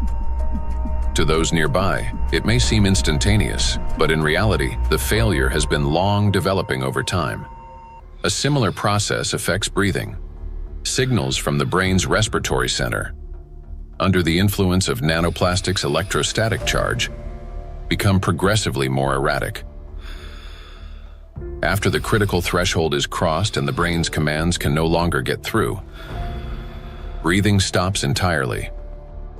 In other words, sudden death is the final outcome of a gradual dysregulation of the heart and breathing, a process that silently progresses until it crosses a point of no return. And while we go about our daily routines making plans for the future, nanoplastics continue to damage our bodies cell by cell, day after day. It is terrifying to realize how severely nanoplastics affect the human body. Even more disturbing is the fact that we cannot control our exposure to them. Nanoplastics enter our bodies constantly through the air we breathe, the water we drink, and the food we eat. This has already become our everyday reality. Today, we know that nanoplastics can disrupt the control centers in our brains for breathing and heartbeat, causing arrhythmias, bronchospasm, and pulmonary edema, which can result in sudden death. Yet, what's more alarming is how little we still know. Research on nanoplastics has only just begun, and we're only starting to grasp the true scale of this threat. But make no mistake, everything you have heard so far isn't science fiction. These are actual biological mechanisms triggered by electrostatically charged nanoplastics. They attack every system of our body, contributing to chronic illnesses and even causing a sudden death. But their impact reaches beyond the current generation. These nanoplastics are already affecting our children and even our ability to bring new life into the world. Micro and nanoplastics destroy reproductive health. Current scientific evidence strongly indicates that mitochondrial dysfunction may be a root cause of infertility in both men and women, as well as negatively affecting conception, pregnancy, and embryonic development. For men, Fertility depends on producing a sufficient number of healthy sperm cells that not only survive, but also possess adequate motility and the necessary energy to reach and fertilize an egg. That energy comes from mitochondria, which provides the ATP required for sperm movement. When mitochondrial function, however, is damaged or becomes unstable, sperm motility decreases, and even shape and structure of sperm cells can be altered, directly reducing the ability to conceive. From 1973 to 2018, the global sperm count in men declined by more than 60%.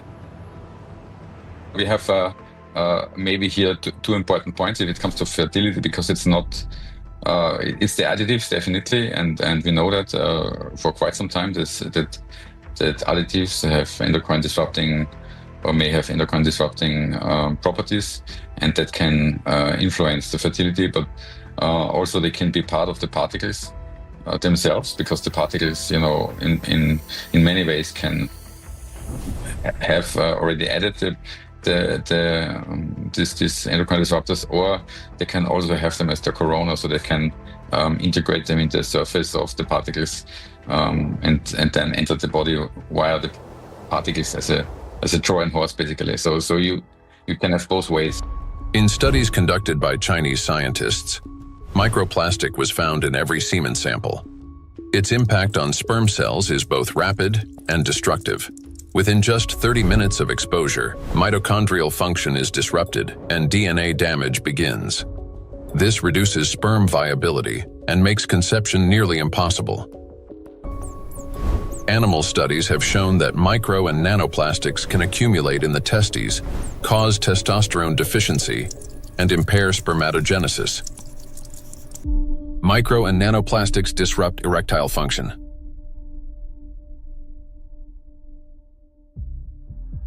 Insufficient testosterone production can lead to infertility, reduced libido, erectile dysfunction, and in adolescence, delayed sexual development. Producing testosterone requires large amounts of energy in the form of ATP. Even small amounts of electrostatically charged nanoplastic entering the mitochondria can disrupt their function and decrease ATP production. This, in turn, can lower testosterone levels by 60 to 70%.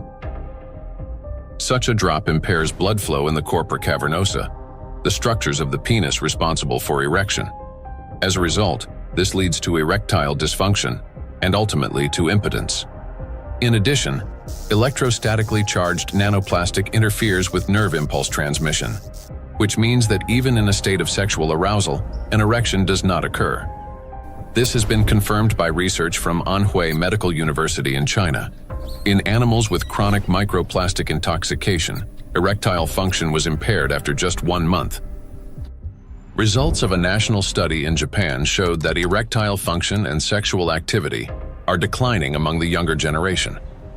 Every third man in Japan, which is about 14 million individuals, suffers from erectile dysfunction. Moreover, young Japanese men, particularly those aged 20 to 24, exhibited decreased sexual desire, weak erections, difficulty reaching orgasm, and low levels of sexual satisfaction. In fact, the prevalence of erectile dysfunction in the 20 to 24 age group was 26.6%, which is almost equal to the 27.8% observed in men aged 50 to 54. This alarming trend is not confined to Japan only. Global research confirms that symptoms of erectile dysfunction affect up to 75% of men worldwide, showing that this condition is widespread and can impact men of any age in any region. In 1995, more than 152 million men worldwide suffered from erectile dysfunction. According to scientists' estimates, within 30 years, this number will approximately double. So think about it. If just one signal fails, the movement will not occur, a thought will not form, and an emotion will not arise. The same is true even for the most intimate aspect of human life. Everything depends on the precise coordination between neural and vascular connections. And it is this delicate connection that charged nanoplastics disrupt. Erectile dysfunction is no longer a rare condition. It has become a widespread reality, with symptoms now observed in 75% of men worldwide. Imagine jumping with a parachute that has 75% chance of not opening. Would you take that leap? That's how most of men feel today. The situation with female fertility is no less alarming. A 2025 study revealed the presence of microplastic particles in the follicular fluid of ovaries in 14 out of 18 women, with an average of more than 2,000 particles per milliliter. These data indicate that micro and nanoplastic particles can cross the blood follicle barrier. After entering the ovaries, micro and nanoplastic particles affect the egg cell and disrupt key mechanisms essential to the health of the female reproductive system. One of the most critical of these mechanisms is mitochondrial function. Each egg cell contains between 100,000 and 600,000 mitochondria, and the energy they produce is vital at every stage, from egg cell formation and maturation to fertilization, and the subsequent growth and development of embryonic tissues. Mitochondrial dysfunction caused by exposure to nanoplastics can impair egg cell maturation, reduce the likelihood of successful fertilization, and even lead to developmental arrest of the embryo. Accumulation of nanoplastics in reproductive organs can be one of the main causes of infertility. According to the World Health Organization, today, about 17.5% of adults, that is, about 1 in 6 people in the world, face infertility. Given the global spread of plastic pollution, Professor of Environmental Medicine and Reproductive Health, Dr. Shanna Swan predicts that by 2045, the world's population may become completely infertile. Micro and nanoplastics affect the emergence of life.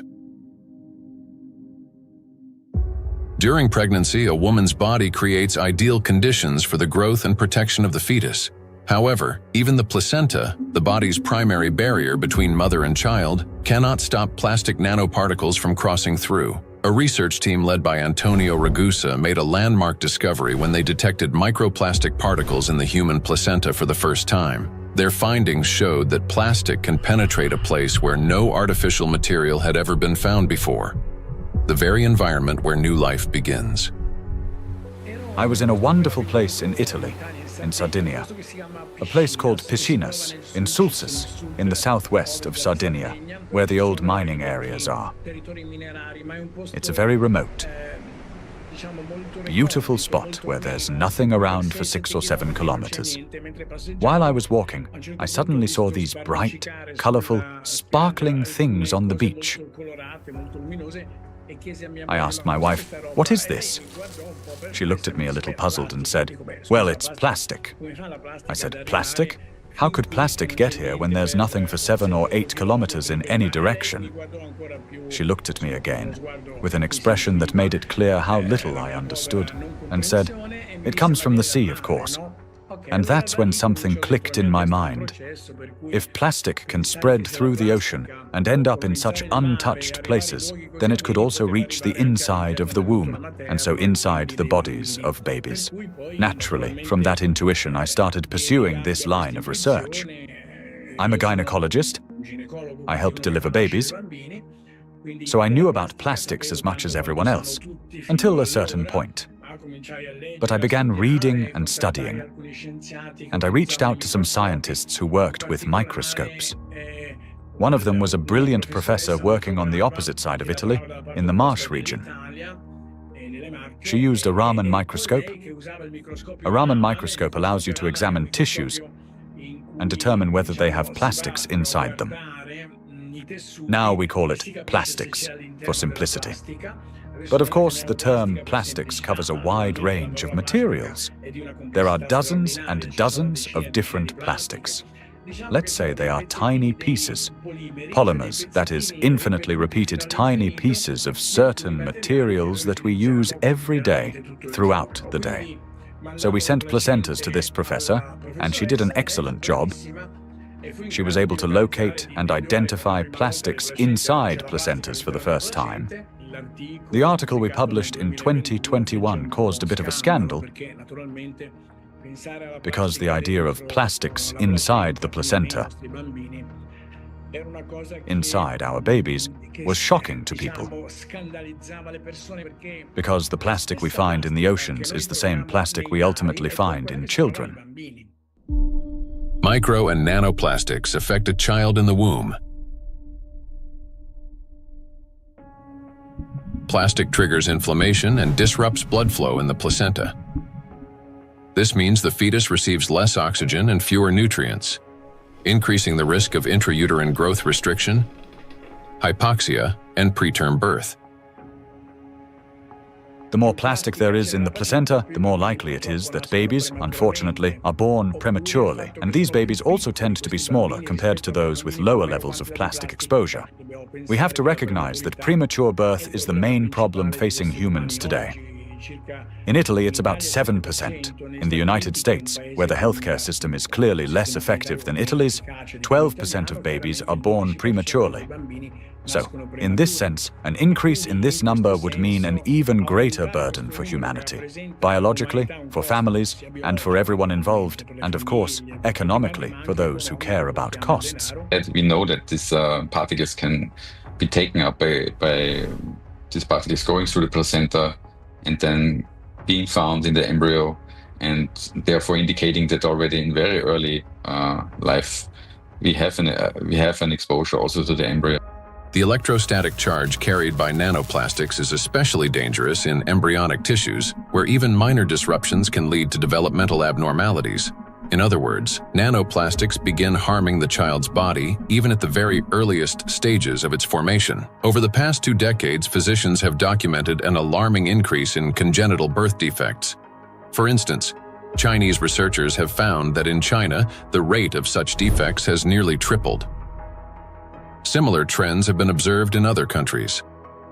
One of the fastest-growing congenital abnormalities in newborns is gastroschisis, a defect of the anterior abdominal wall in which loops of the intestine and sometimes other organs protrude through an opening in the abdominal cavity. The prevalence of this defect has increased over the past 3 decades. For instance, in the United States between 1995 and 2012, the percentage increase in gastroschisis ranged from 68% to 263%. An increasing number of children are also being born with hypospadias, a condition in which the urethral opening in boys is located in an abnormal position. In the United States, the incidence of hypospadias has risen by approximately 17% over the past 20 years. A recent growing number of cases involving congenital heart defects, Down syndrome, and other developmental anomalies have also been reported. Impact of micro and nanoplastics on children after birth.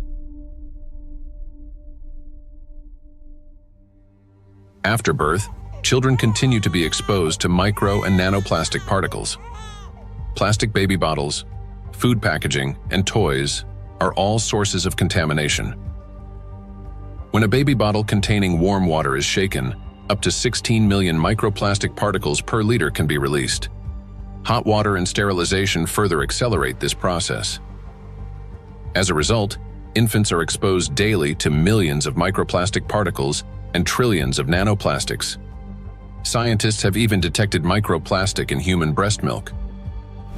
Research has shown that nearly 40% of breast milk samples, one of the most essential sources of infant nutrition, already contain hazardous plastic microparticles. Due to their higher metabolic rate and breathing frequency, children take in more air, water, and food per unit of body weight than adults.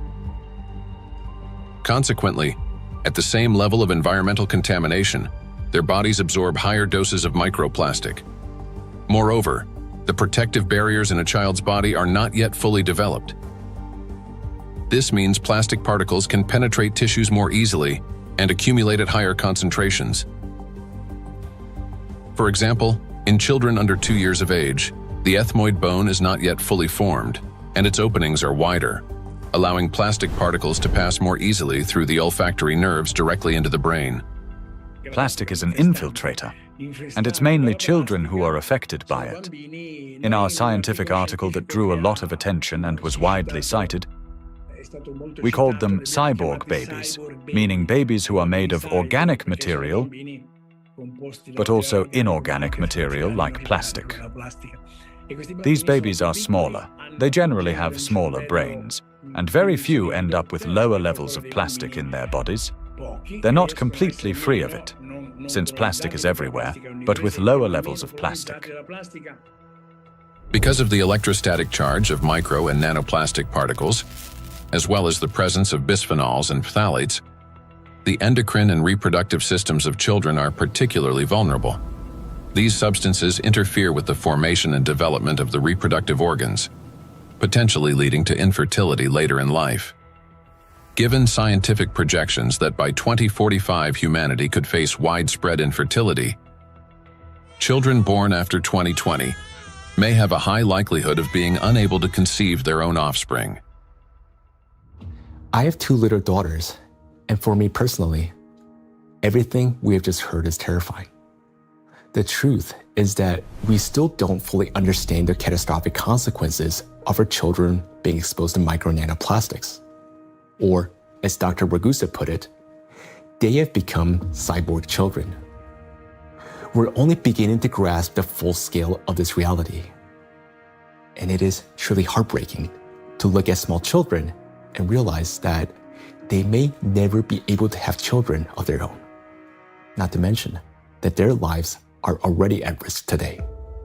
The immune system is also at risk. In early childhood, it is still learning to distinguish between friends and foes.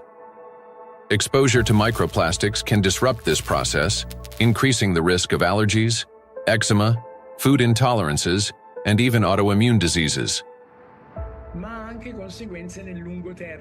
But it also has long-term consequences by which cell programming determines diseases that will then manifest themselves when a person reaches adulthood. That is, at 40 or 50 years of age. And these are diseases that are currently overwhelming, if not outright damaging, our world. They're the so-called non-communicable diseases: obesity, hypertension, diabetes, and metabolic syndrome. A child's brain is especially vulnerable in the first years of life, a critical period of rapid nervous system development when neurons are formed and complex neural connections are established. However, electrostatically charged nanoplastic can interfere with these delicate processes by inducing inflammation, damaging immature nerve cells, and impeding their development. As a result, memory, attention, and learning abilities may be impaired, and emotional instability can arise. Over time, this may manifest as anxiety, learning difficulties, and episodes of aggression. In addition, studies indicate a potential link between exposure to micro and nanoplastic and the development of autism spectrum disorders. Given the breadth of damage that electrostatically charged micro and nanoplastics can inflict on the human body, the scientific community may need to examine their possible role in the rapid rise of autism more closely. For me as a father, it is heartbreaking to realize how truly defenseless our children are.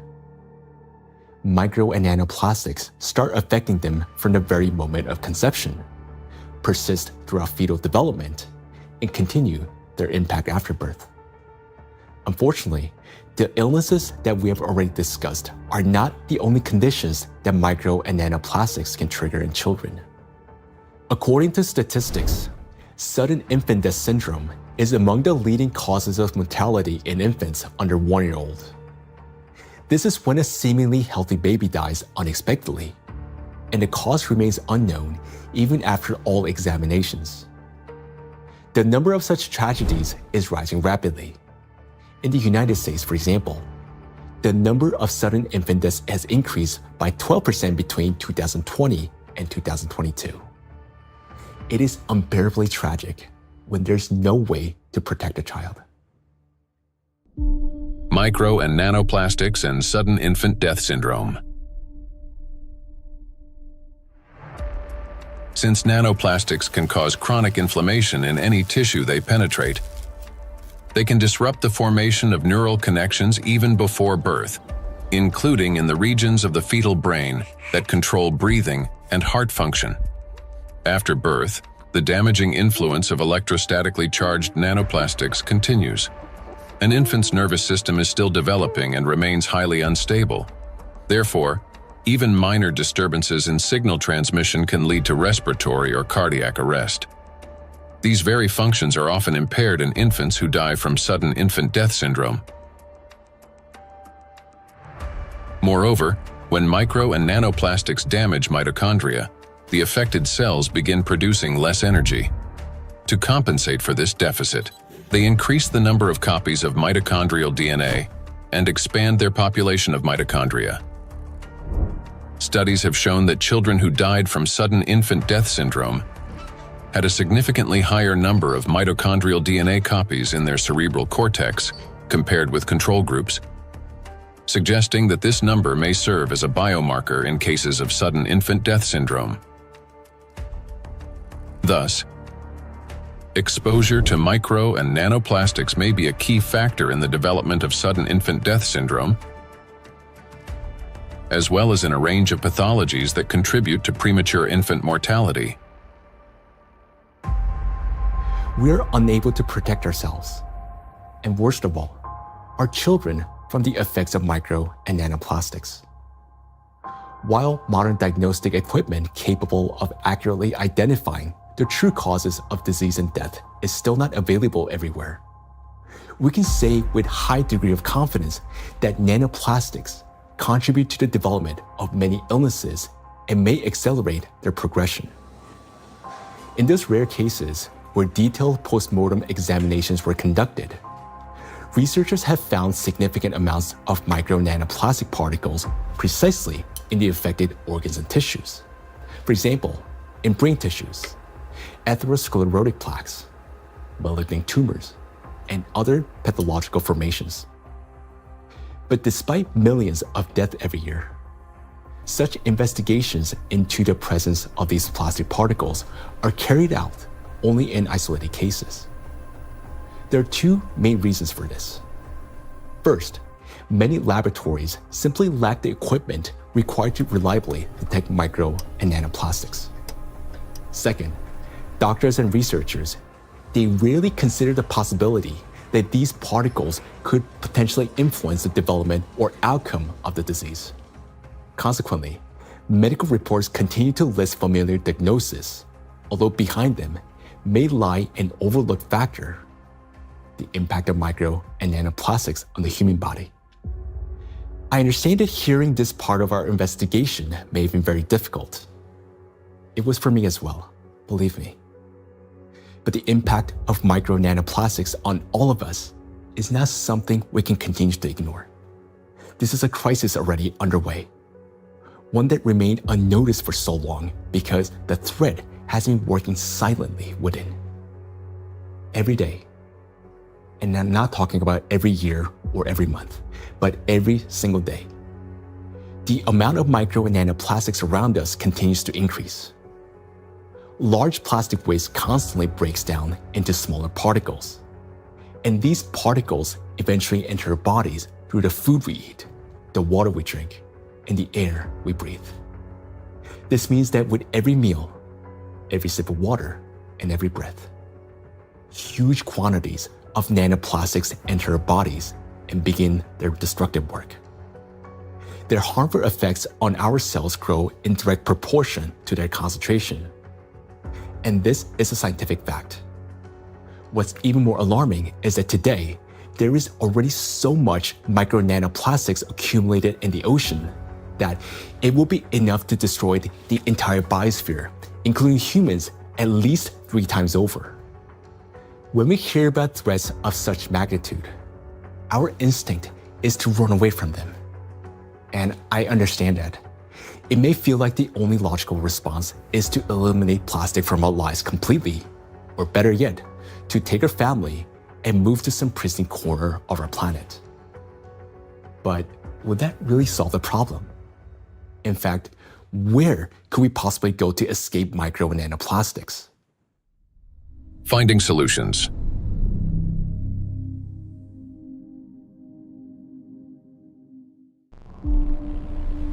Exclusion zones.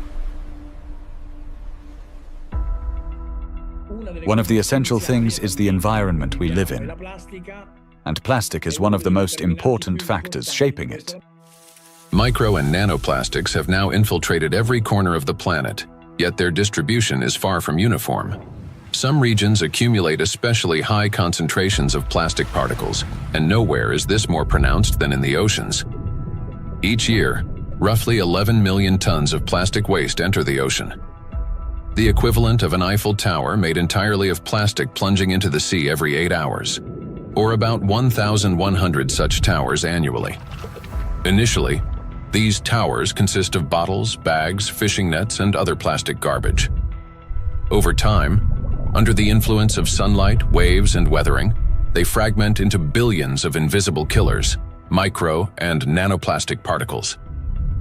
According to research, about 95% of small debris less than 5 millimeters in size is composed of plastics. The surface of the world's oceans is already covered with more than 350 trillion particles of microplastics, and the number continues to grow rapidly. However, the ocean depths hold countless trillions more, forming an invisible yet enormous area of contamination. And yet, that's not all. The sea breeze has become toxic. When waves break at the ocean surface, they generate countless bubbles. As these bubbles burst, they release not only salt crystals into the air, but also microscopic plastic particles. Carried by the wind, micro and nanoplastics scatter across the planet. The stronger the wind and the higher the sea foam, especially during storms, the more particles lifted into the atmosphere. Though invisible to the naked eye, the air around us is literally saturated with them.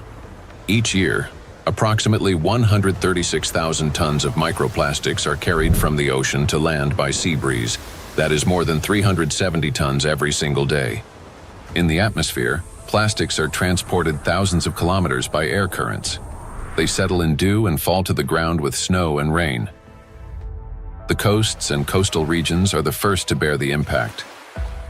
When people go to this seashore, okay, for holiday, for swimming, to receive some sunlight, they always send me pictures of microplastics because all the seaside are full of microplastics.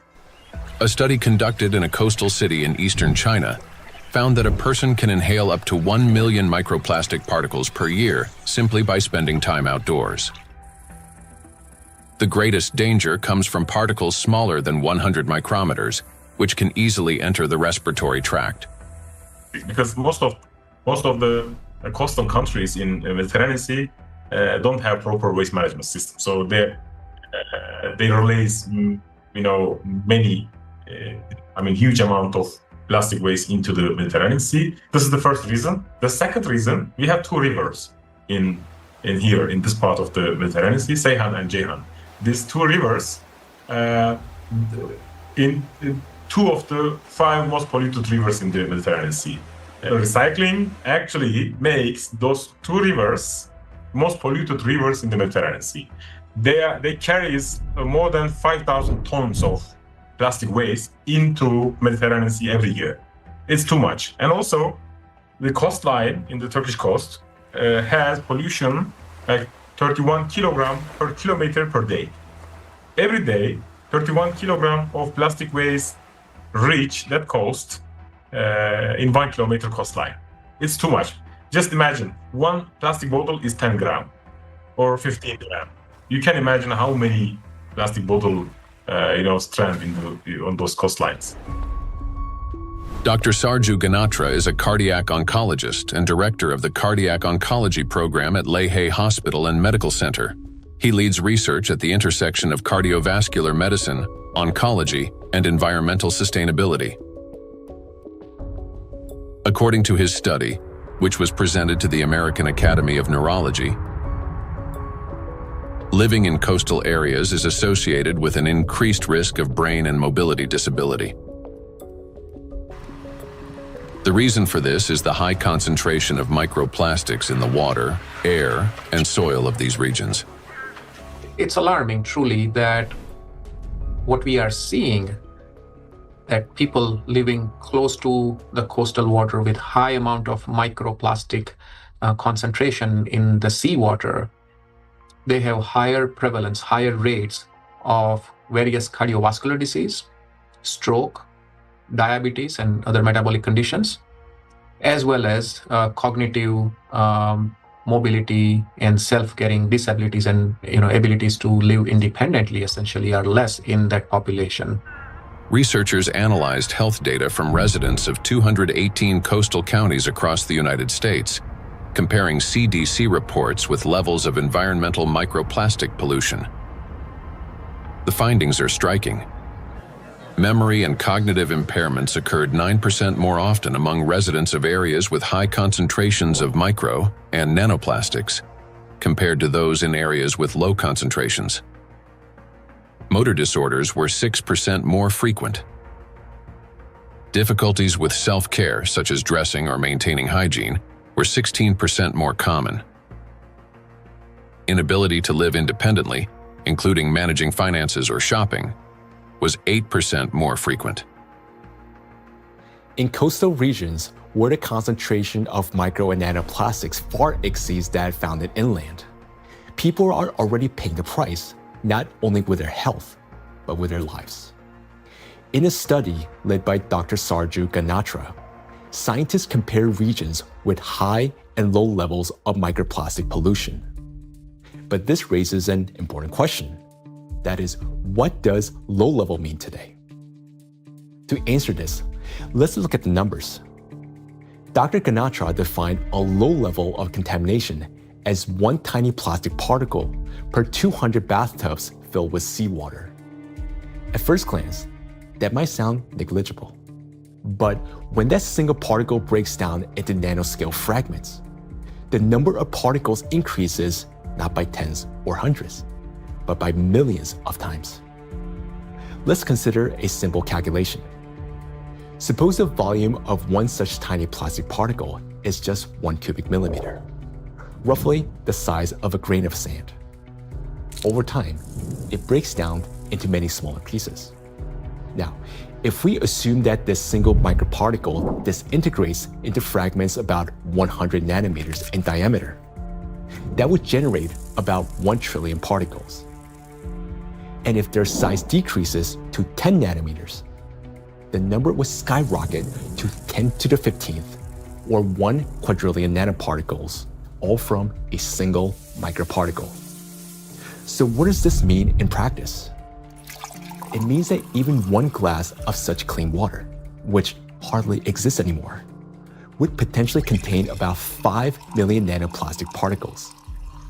And for the human body, after drinking just one glass, at least 5 million cells will be put at risk.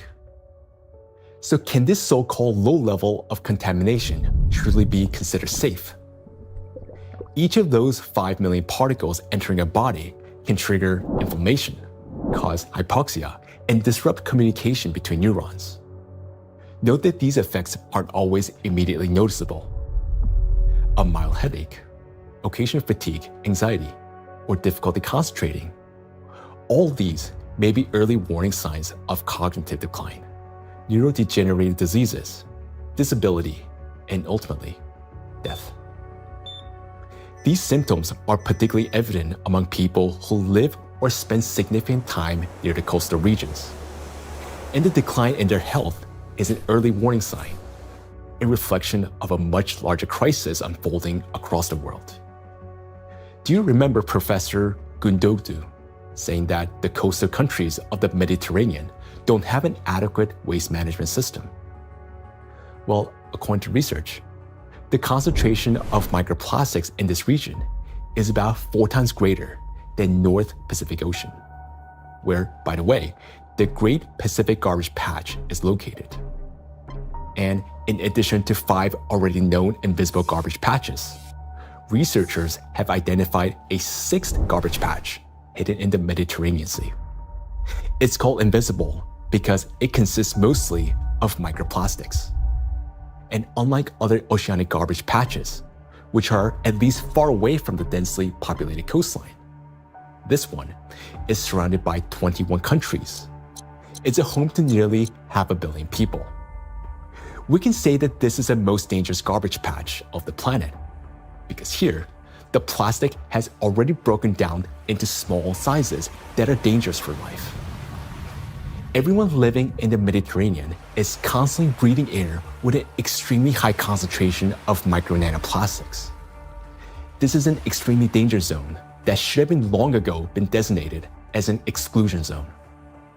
Now, recall the battery example and imagine how many charged particles are present and how much energy is concentrated there. That's why the Mediterranean Sea is warming faster than the rest of the world's oceans.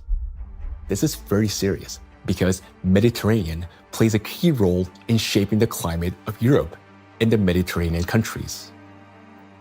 It affects the weather patterns, rainfall distribution, and even the ecosystems of the entire region. It is precisely this extreme warming here, driven by micro and nanoplastics, that is intensifying the climate anomalies, extreme weather events, and even natural disasters throughout the Mediterranean. Meanwhile, the amount of micro and nanoplastics continue to rise with every passing minute.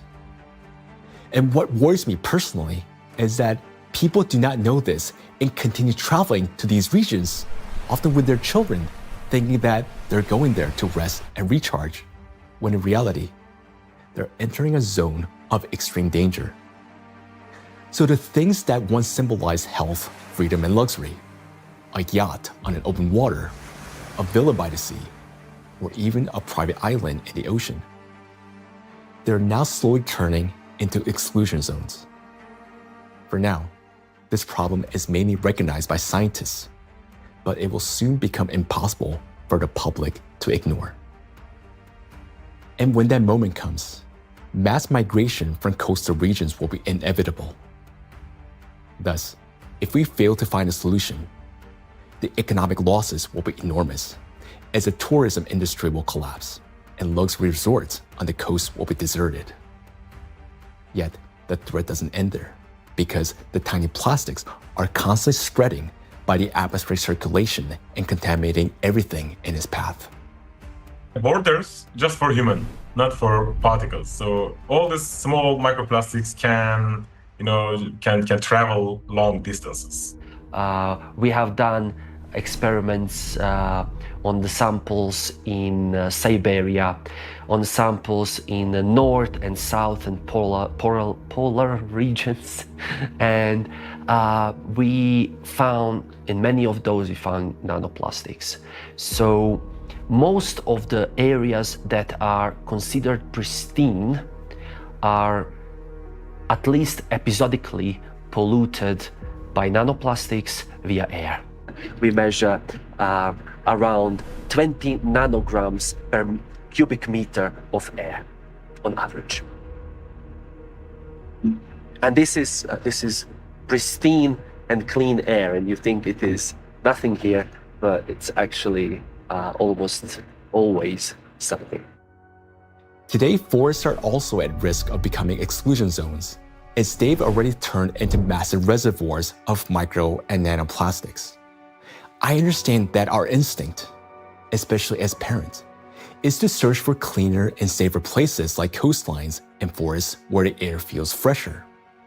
But the paradox is that these very places have already become some of the most dangerous environments for human life. Let me give you an example.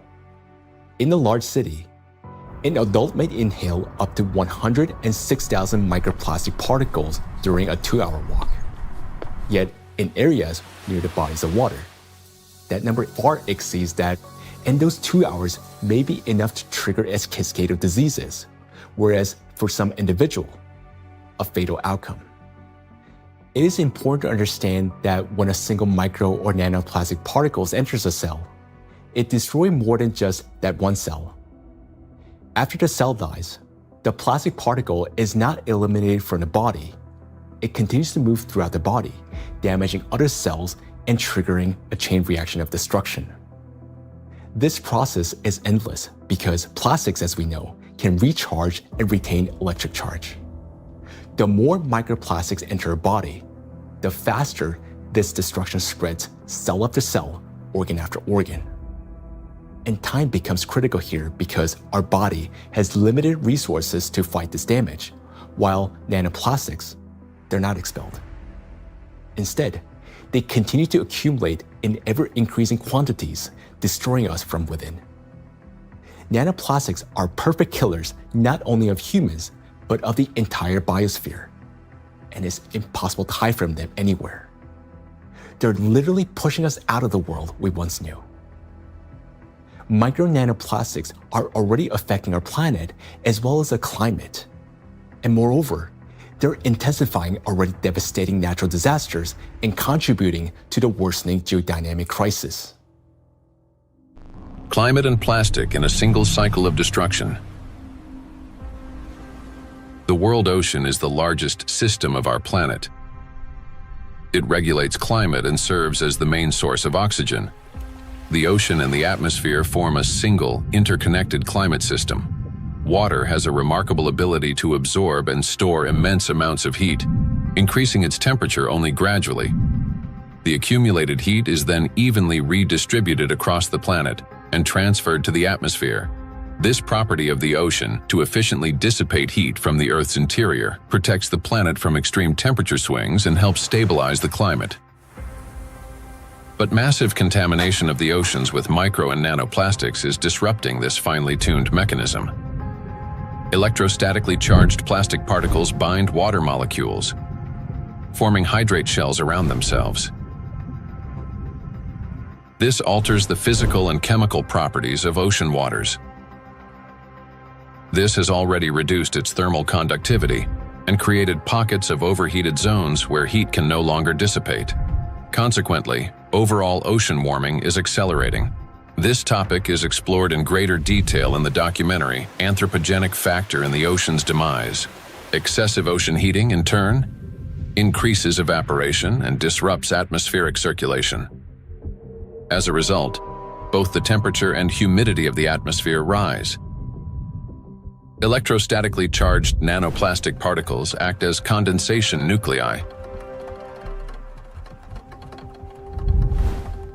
causing moisture droplets to freeze at lower altitudes and at higher temperatures, 4 to 10 degrees Celsius. This accelerates cloud formation and contributes to abnormal weather events, large hail, extreme downpours, and disruptions of the hydrological cycle.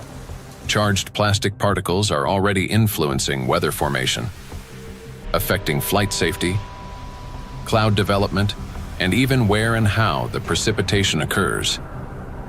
In other words, microplastic has already become a driver of climate instability. We know what particles doing in the air, they produce clouds. If we have a particle in the air, the water vapor sits on these particles and forming clouds. So therefore, we want to understand how much nanoparticles influence the formation of clouds. And therefore, of course, in the alpine region, it can trigger the cloud formation and so also thunderstorm or extreme weather events. When you have a big storm event, many micro and nanoplastics get released from the environment when they have been trapped in the soil, in the riverbeds, on their surfaces and things like that, and get mobilized in the air. So you then after storm you have even more pollution. This process sustains itself, creating a feedback loop. Ocean warming increases water evaporation. Even more nanoplastic rises into the air with the vapor, and even more energy accumulates in the atmosphere, further heating the ocean. According to data, every degree of warming increases air humidity by 7%, and lightning frequency by at least 12%. Thus, more heat, more moisture, more plastic in the air, more lightning, and the cycle continues endlessly. Observed trends indicate that this energy buildup is accelerating exponentially. And with each passing year, climate anomalies are becoming more distinct and more destructive. We are seeing the hottest summer in Europe after having a record-breaking summer last year. Similarly, here in the northeast of US, we are seeing record-breaking temperature. Every year for last 2-3 years, we are saying, oh, this is the hottest day. And then the next year comes and there is a new hottest day.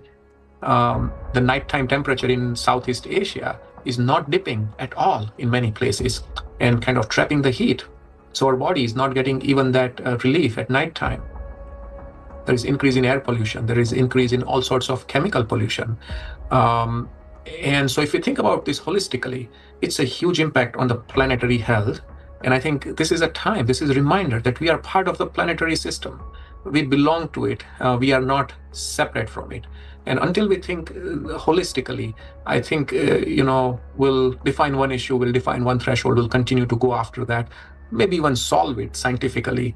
But until we think holistically and act holistically as a community, as a society, I think we are in trouble. We have reached a critical point where it's no longer possible to solve the climate crisis without simultaneously addressing the plastic pollution, and vice versa. The two are interconnected, each reinforcing the other.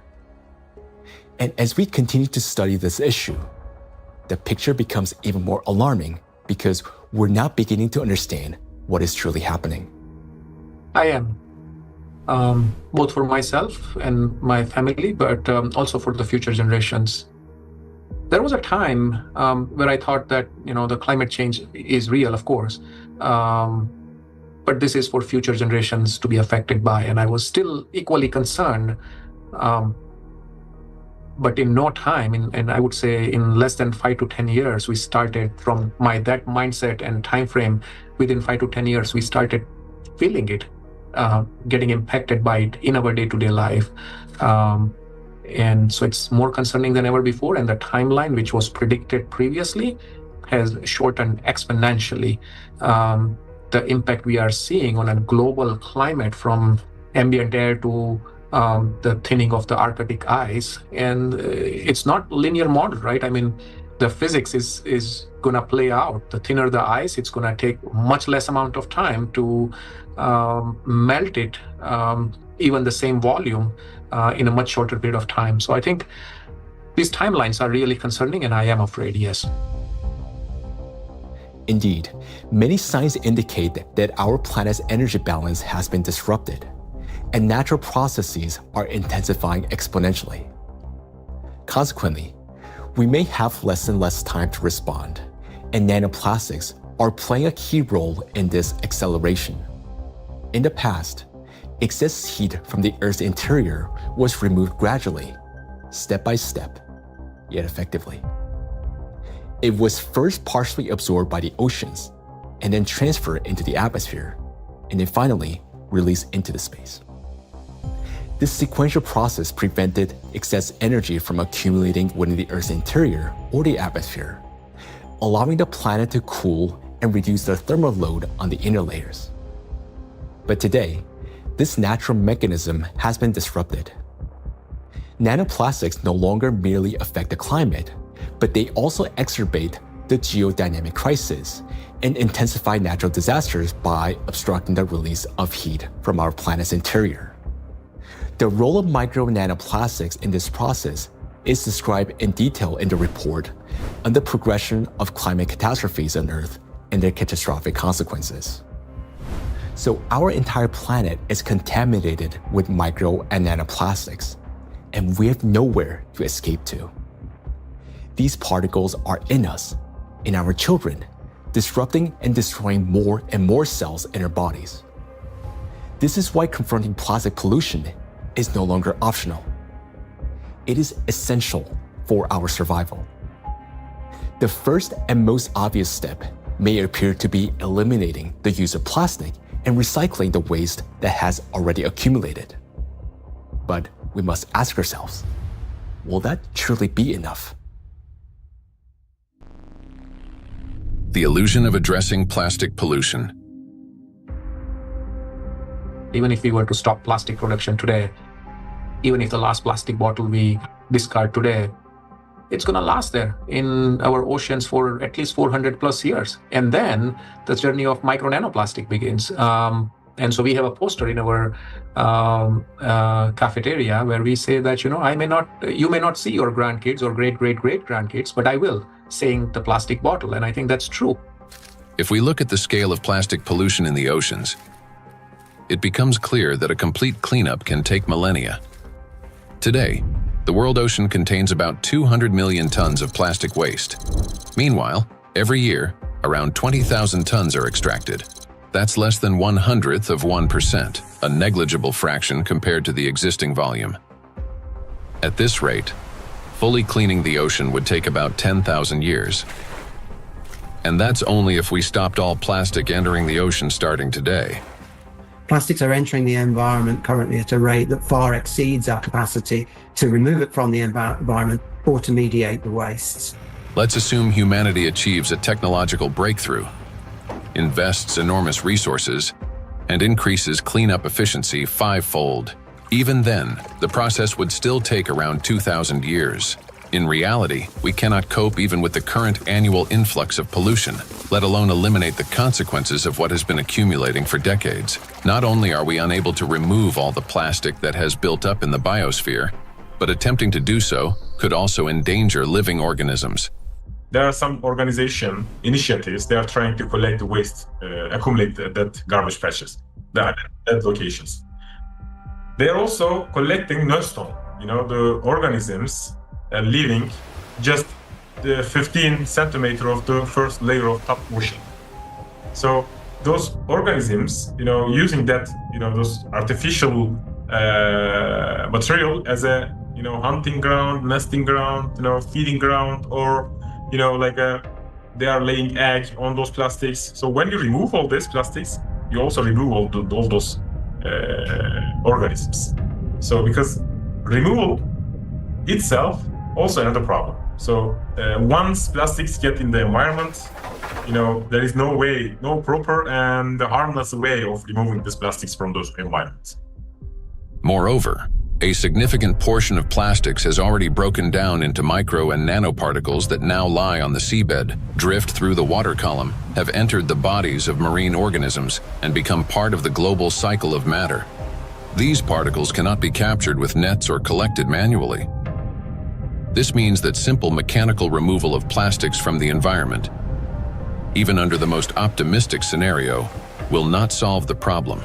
We are no longer dealing with debris that can simply be picked up, but with nanoparticles carrying an electrostatic charge. This nanomaterial has already become embedded in every living thing on the planet. And even if we succeeded in removing every plastic bottle and every wrapper from the ocean, one question would still remain.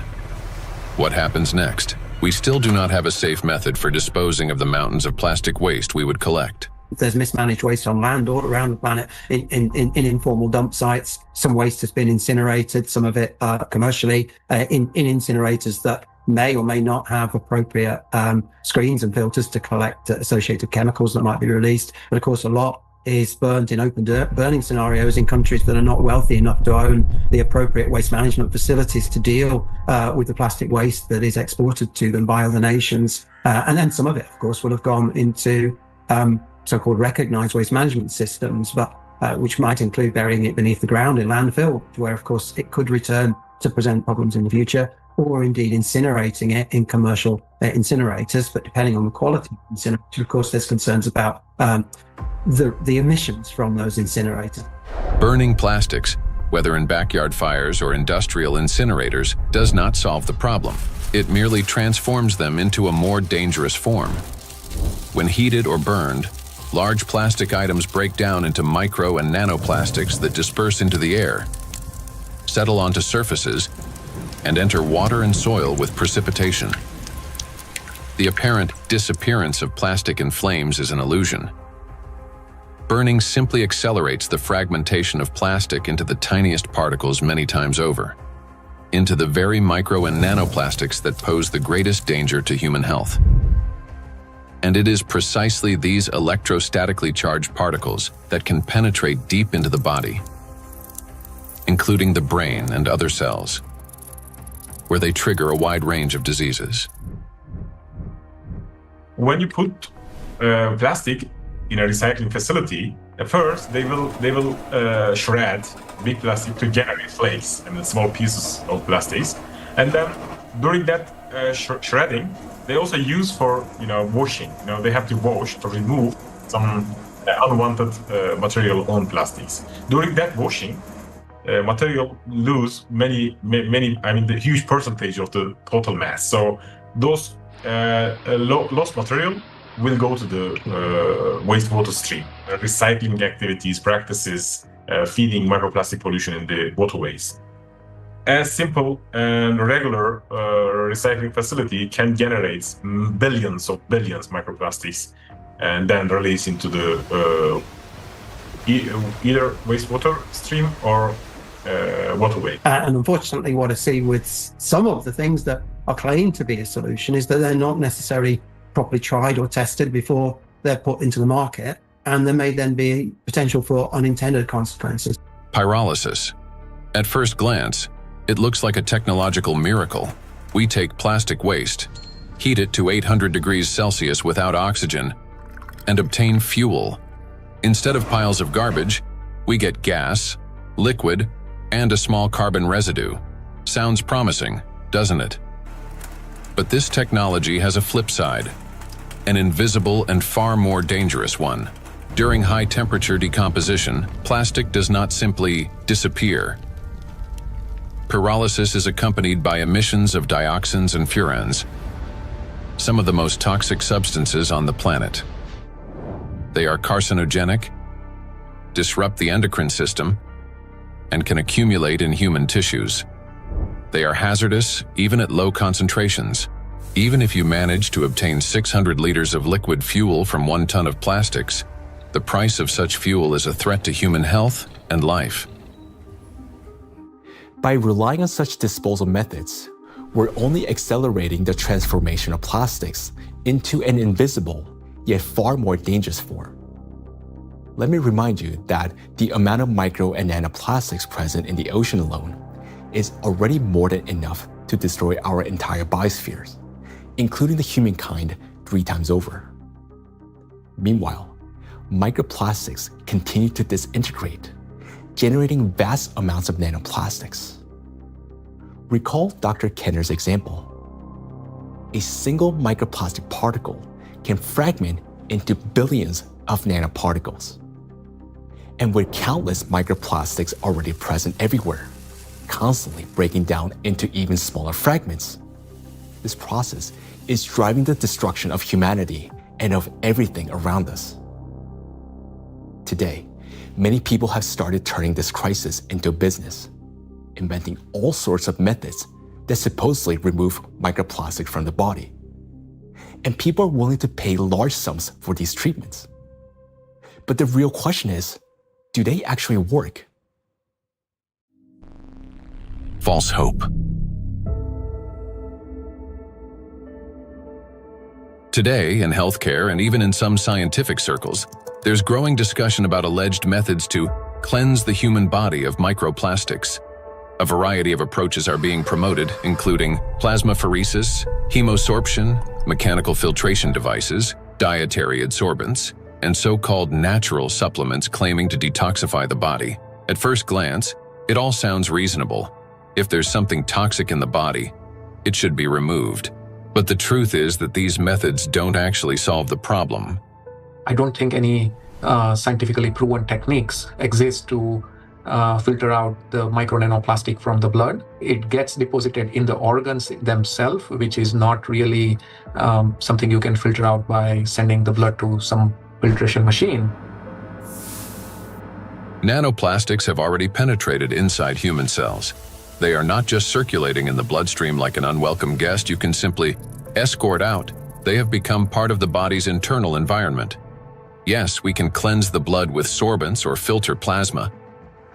But how effective can such procedures truly be? We started this plastic production and the usage of these materials, which have a lot of, positive effects. That we in the hospital, I just, when I look around in my,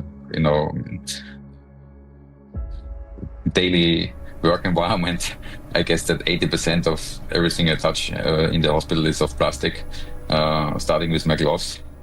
And probably 80-90% of the machine itself is made of the plastic. And that's a very important point for healthcare.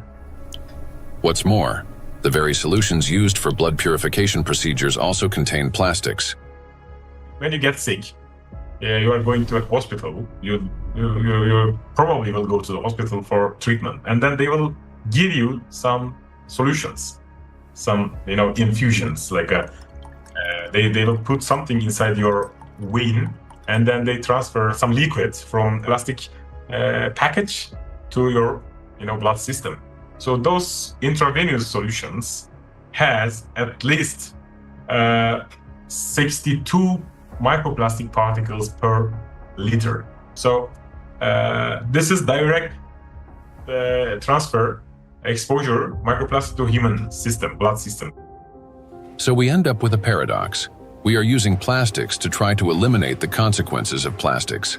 Such procedures may indeed reduce the overall toxic load, but they don't address the core issue.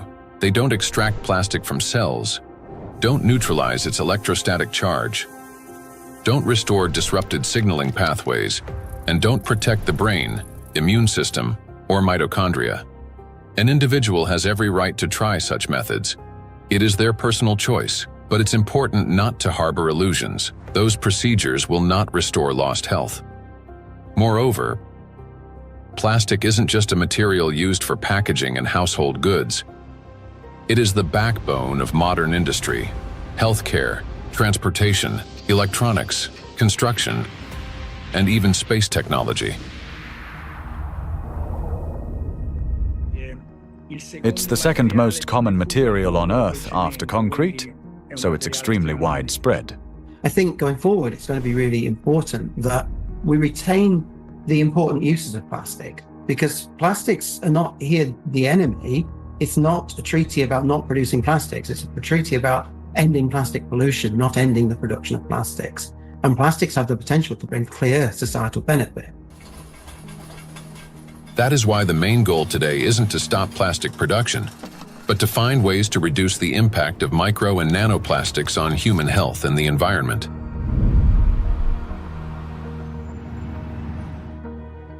Creating false hope is extremely dangerous. It arises from a misunderstanding of reality and from basic ignorance. We must remember that the most dangerous plastic particles are those small enough to penetrate our cells. And once micro and nanoplastics enter our cells, they cannot be filtered out or removed. They become part of the body and slowly destroy us from within. The most serious problem is that we have no control over how much of this material enters us. Nanoplastics can even penetrate the skin, for example, when we swim in the sea or lie in the sun. And what can we do about nanoplastics that, once inhaled, travel directly to the brain and begin destroying neurons? Nanoplastics are among the most dangerous substances for the biosphere and for all life, including humanity. Yet, abandoning plastics altogether will be senseless because doing so would cause enormous global losses. Synthetic polymers, including plastics, form the backbone of countless modern industries, from medicine and nanotechnology to flexible electronics, neuromorphic hardware for AI, aerospace structures, automotive manufacturing, and construction. Their versatility, ease of shaping and processing, compatibility with other nanomaterials, and scalability have made them the foundation of our modern progress. The solution, therefore, is not to eliminate plastics, but to ensure that they no longer threaten life, And the real path forward begins with understanding precisely what makes nanoplastics so dangerous.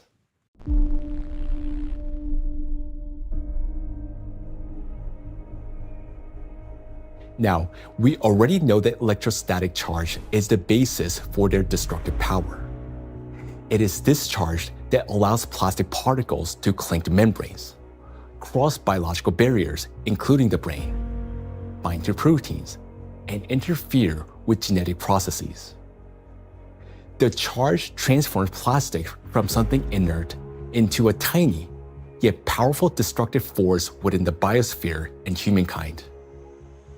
Understanding this, the scientific group of ALLATRA was the first to propose a strategic direction, that is, to deprive nanoplastics of their ability to accumulate and retain electric charge. Note that countless nanoparticles exist around us, yet most do not penetrate or destroy our cells. Only plastics do because of their electrolyte behavior. Thus, if we can eliminate this property, then we can turn micro-nanoplastics into inert and harmless particles that no longer pose danger to us or to the biosphere. Now, how did the scientific group of ALLATRA come to understand this and become the first to propose a solution? The answer goes back many years and to the work of Dr. Igor Danilov, a vertebrologist and researcher who spent many years studying spinal diseases. Over 20 years ago, he was actively engaged in scientific research focused on investigating degenerative processes in intervertebral discs. His work included a comprehensive experimental and clinical study to understand morphological and biochemical changes occurring in the nucleus pulposus, intercellular substance, and cartilaginous tissue of intervertebral discs.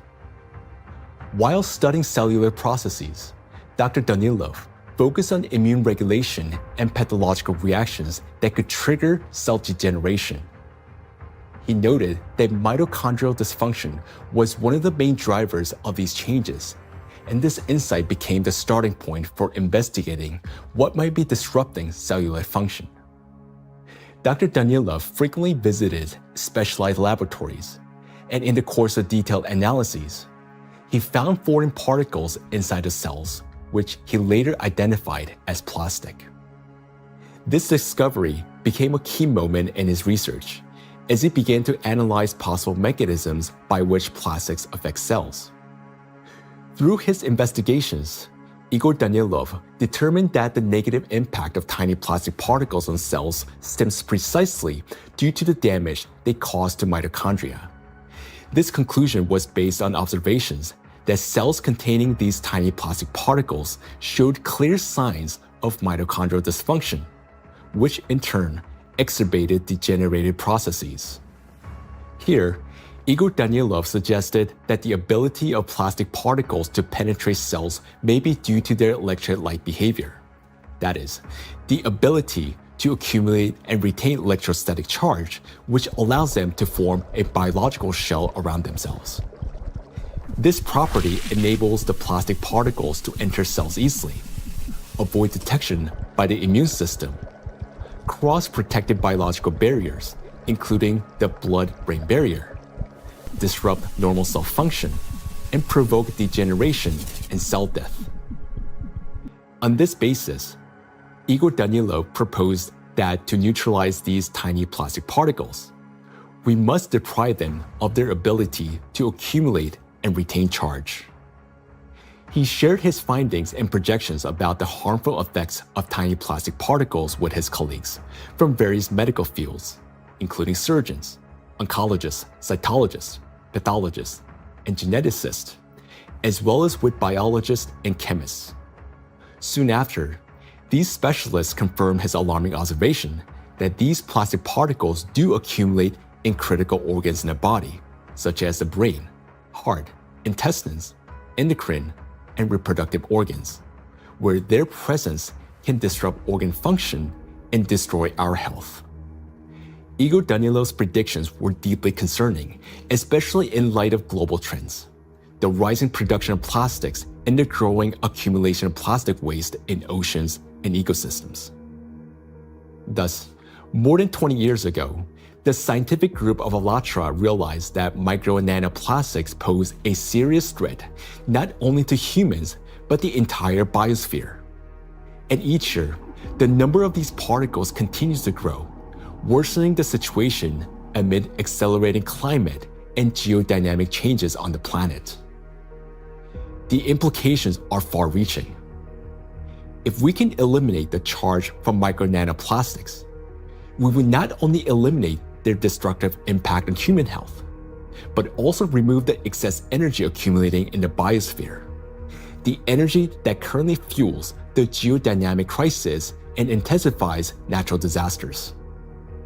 Thus, plastic would no longer act as a destabilizing factor, and many planetary threats could be mitigated at once if we can find a way to deprive nanoplastic of their ability to accumulate and retain charge. The question is, how can we achieve this? Well, let's be honest. This task is extremely difficult. It will not be enough to simply figure out how to neutralize the electrolyte behavior of these tiny plastics in a test tube. We must learn how to achieve this for every micro and nanoplastic particles already present in the biosphere, including those inside the human body, and do so without harming people or nature. Given the unprecedented scale of this challenge, solving it will require collaboration among experts across many disciplines: biophysics, nanotechnology, molecular toxicology, material science, and medicine. Plastic pollution is not a narrow environmental issue. It's a systemic global challenge that affects health, safety, natural resources, the stability of our civilization, and life itself. 20 years ago, the scientific group of ALLATRA already recognized the danger of micro and nanoplastics and identified the underlying principle of how they could be neutralized. But to this day, we haven't found a way to achieve it. That is why ALLATRA calls for unification of the world's scientific potential, a message that is unfortunately often misunderstood. Uniting scientists doesn't mean locking them all in one giant laboratory until they find a solution. Rather, it means fostering open international collaboration where experts from different fields freely share knowledge and work together toward a common goal. It's about aligning research methods, promoting open data exchange, developing compatible monitoring tools, and making coordinated policy decisions. The scientific community has already proven that such collaboration is possible when humanity unites around a common goal. Consider the Human Genome Project. Hundreds of institutions across dozens of countries, operating under unified data standards, achieved a breakthrough that transformed the course of science and medicine. In the same way, addressing the plastic crisis will require global cooperation, a collective effort to protect both ourselves and our planet. The ALLATRA International Public Movement actively supports the initiative of Pope Francis, Laudato Si', which seeks to raise the awareness of the importance of protecting our common home, the planet Earth. It is very important to emphasize that Laudato Si' is far more than just a call to care for nature. It is a practical and scientifically grounded guide, a roadmap for transforming our world and creating a better world for future generations. The encyclical provides a clear direction toward a sustainable future, uniting ecology, climate justice, and humanity's shared responsibility for protecting our common home. The ALLATRA movement, fully embracing these principles, views Laudato Si' as a powerful catalyst for global cooperation in addressing environmental and social challenges, and preserving the delicate balance of our planet.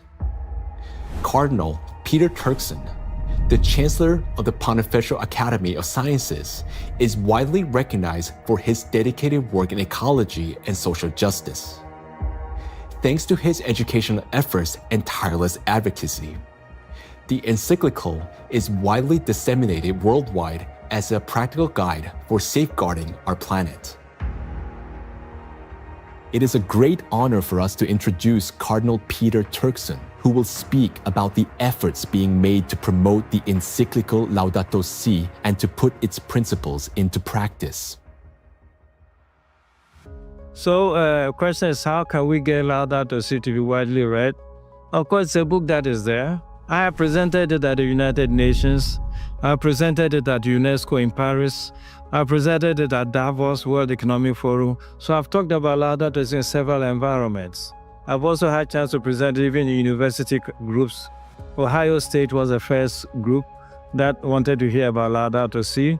And since then, I've been in Dayton, I've been in San Diego. And therefore, to get Laudato Si well known, we decided to create what we call Laudato Si Action Platform, which identified, in fact, 7 actors of Laudato Si.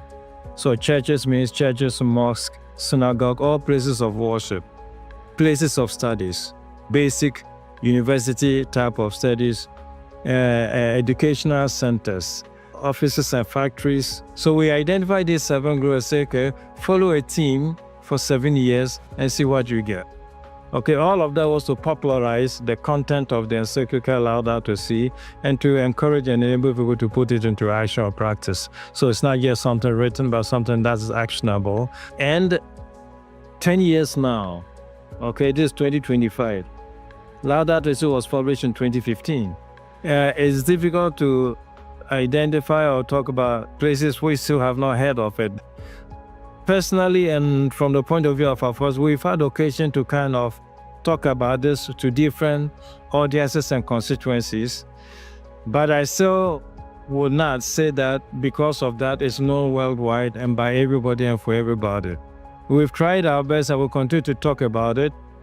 And Pope Francis, to give this a big push, decided to create what they call Borgo Laudato Si.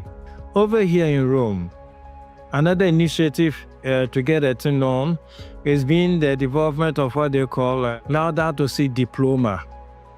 There are various initiatives trying to do this. And the moment we get this established in universities, it attracts a lot of young people. And so, it becomes an occasion to spread knowledge of Laudato Si words. For its scientific and social contribution to the protection of our planet, ALLATRA received the blessing of His Holiness, Pope Francis.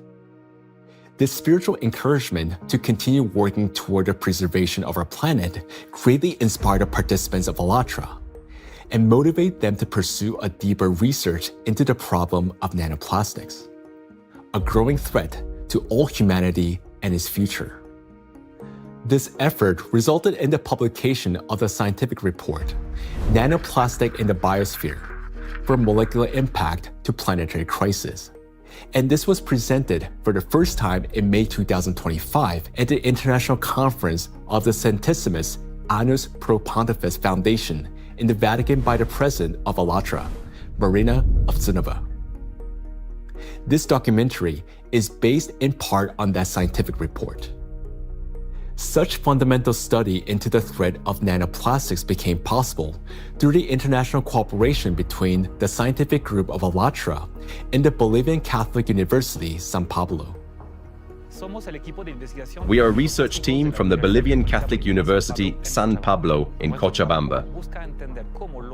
Our work seeks to understand how micro and nanoplastics circulate through our environmental matrices, how they interact with other pollutants, and what implications this has for human health and the biosphere. As part of the academic cooperation between the Bolivian Catholic University, San Pablo, and ALLATRA, we jointly prepared the report, Nanoplastics in the Biosphere, From Molecular Impact to Planetary Crisis. For the first time, a single document brings together comprehensive data on how micro and nanoplastics spread through the biosphere, enter food chains, and harm human health and ecosystems. The report is the result of an extensive interdisciplinary analysis that encompasses ecological, climatic, medical, physical, and chemical aspects of the harmful impact that micro and nanoplastics exert on the biosphere and human health. The global threats facing humanity require united international action. And today, we have a clear direction. Thanks to the scientific group of ALLATRA, we not only recognize a problem, but understand its underlying physical nature, the electric charge that gives nanoplastics their destructive power. By addressing this cause, that is, by removing that charge and disarming the killer, we can give the biosphere and ourselves a chance to prevail. So we must use the time we still have. And this is not an exaggeration. Our cognitive abilities are rapidly declining, and this is serious. It is a result of nanoplastics accumulating in our brains. You may already notice it in yourself and those close to you. Unless we act, it will only worsen year after year. And now, you will learn why.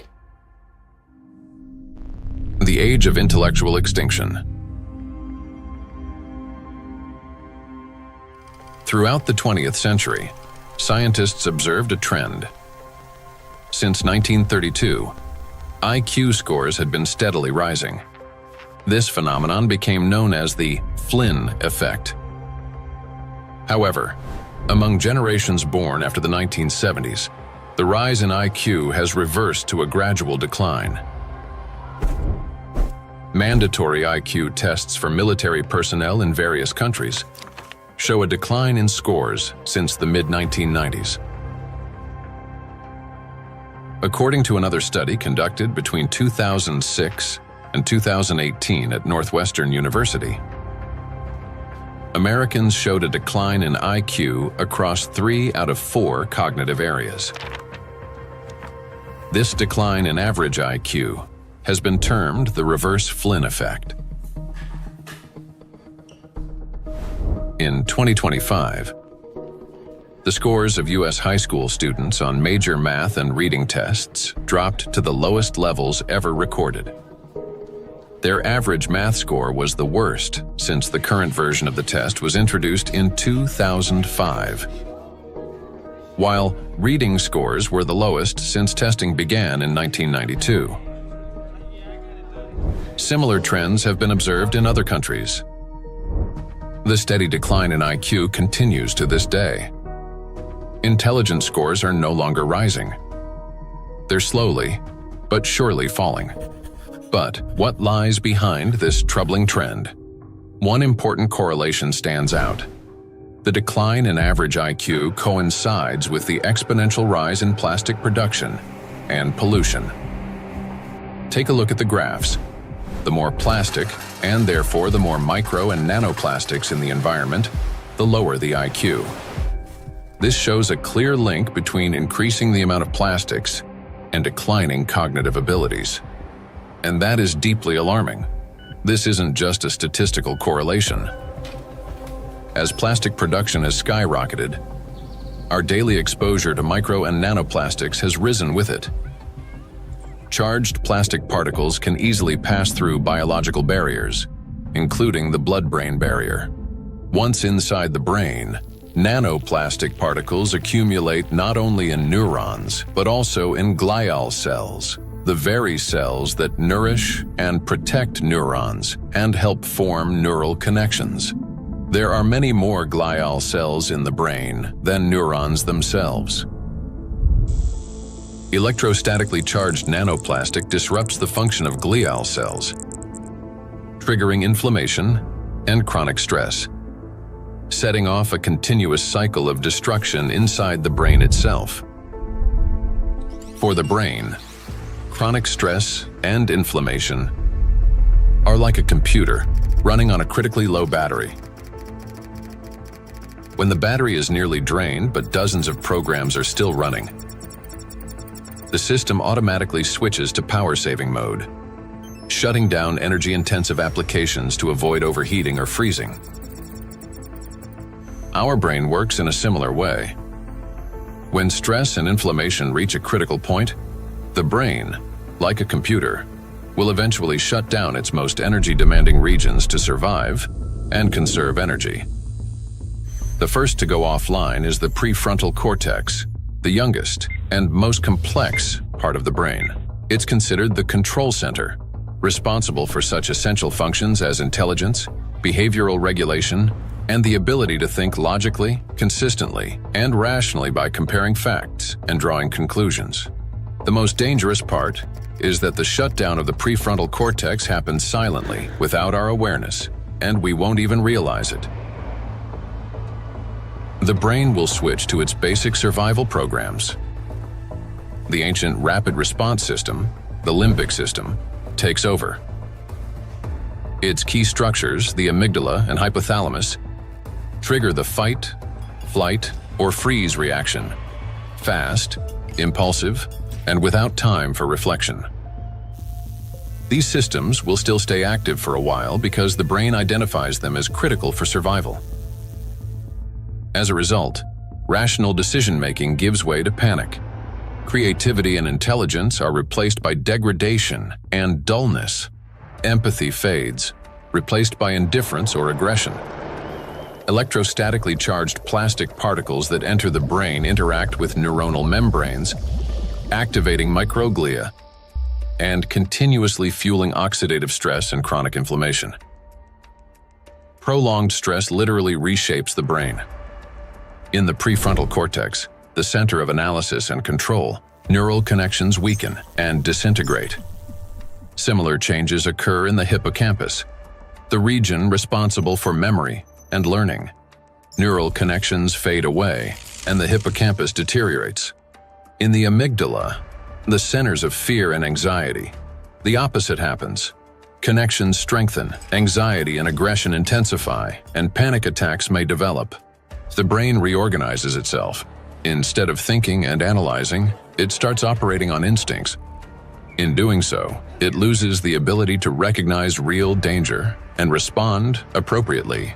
This isn't a temporary reaction. It's a fundamental restructuring of the brain. The capacity for learning, cooperation, and rational decision-making declines.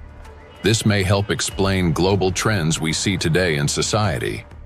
A decline in average intelligence, a rise in anxiety and depression, an increase in aggression, impulsivity, and issues in social relationships. As the amount of plastic in the environment continues to grow, the reverse Flynn effect will only become more pronounced. People won't just become less intelligent, they won't even realize it. They'll become captives of a reality distorted by their own brains. As a result, humanity will lose the ability to perceive the world, events, and even obvious threats adequately. They'll no longer be able to connect facts logically, and therefore will lose the ability to make sound decisions. That will mark the end of human thinking. Our cognitive decline is already underway. This is not a prediction, but reality. Plastics are making us less intelligent and less capable of responding to crises. They're damaging the regions of the brain that are responsible for memory, attention, problem-solving, and creativity. The very abilities we urgently need to achieve scientific breakthroughs and to find a way to neutralize the threat posed by micro and nanoplastics. And we have very little time left to make the right decisions. Yet, the loss of intelligence is not the worst that awaits us. Prolonged exposure to micro nanoplastics and their accumulation in the brain that leads to gradual failure of even our most basic survival functions. In other words, we risk losing not only our ability to think, but our very ability to live. And if that sounds like an exaggeration, consider the bees. Because their body mass is much smaller, the concentration of plastics in their brains is much higher. They already live in the world that we are now rapidly entering. Microplastic can enter a bee's body through its thin cuticle, or along with food, and within just 72 hours, it reaches the brain. From there, as in humans, it triggers synaptic damage, neuroinflammation, cell death, and neurotransmitter disruption. The bee loses body mass, its metabolism slows, and its immunity weakens. Its sense of smell, memory, and navigation begin to deteriorate, and bees stop recognizing their own colony and can no longer find their way back to the hive. With prolonged exposure to nanoplastic, the damage becomes fatal. The bee's nervous system collapses under the strain, and some simply drop dead in mid-flight. Look at this photo. You can see the brain of a bee that has been penetrated by nanoplastics. This amount of nanoplastics was enough to cause serious cognitive impairment in the bee. What is a critical point beyond which, like the bee, we stop recognizing the world around us and die on our way home? If nothing changes, this is a future that awaits us. It's also important to acknowledge that there is no safe level of these chemicals in the body. So while the manifestation may take time at a lower doses, it is not immune, that at lower dose it's safe to have that. And why is it important? I think it's important for so many reasons, because as soon as we define the threshold, various special interest groups would argue to keep micro nanoplastic concentration below that level, whether it's in soil or in water or whatever that is. And what does that mean? Is that we are allowed to have some degree of micro nanoplastic in our sources, air, soil, water, and so forth. But it's a cumulative impact, we have to remember. It's not a particular threshold at any given point in time in the source of whatever we are consuming, but it's a cumulative impact in our brain. And we don't know that, honestly, because it's the factor of time there is going to be different for bee than for a young child who doesn't have a fully developed brain versus an adult brain. Let us recall that a single nanoplastic particle in the human body is not equivalent to one dead cell. After destroying one, the same particle does not stop. It continues traveling through the body, killing one cell after another. So even the tiniest amounts of nanoplastics will damage the brain. And that's why there's no such thing as a safe concentration. And there will never be. The only difference lies in the rate of destruction. That is, the more nanoplastics there are, the faster the process. These plastic particles destroy the biosphere and the cells within our bodies.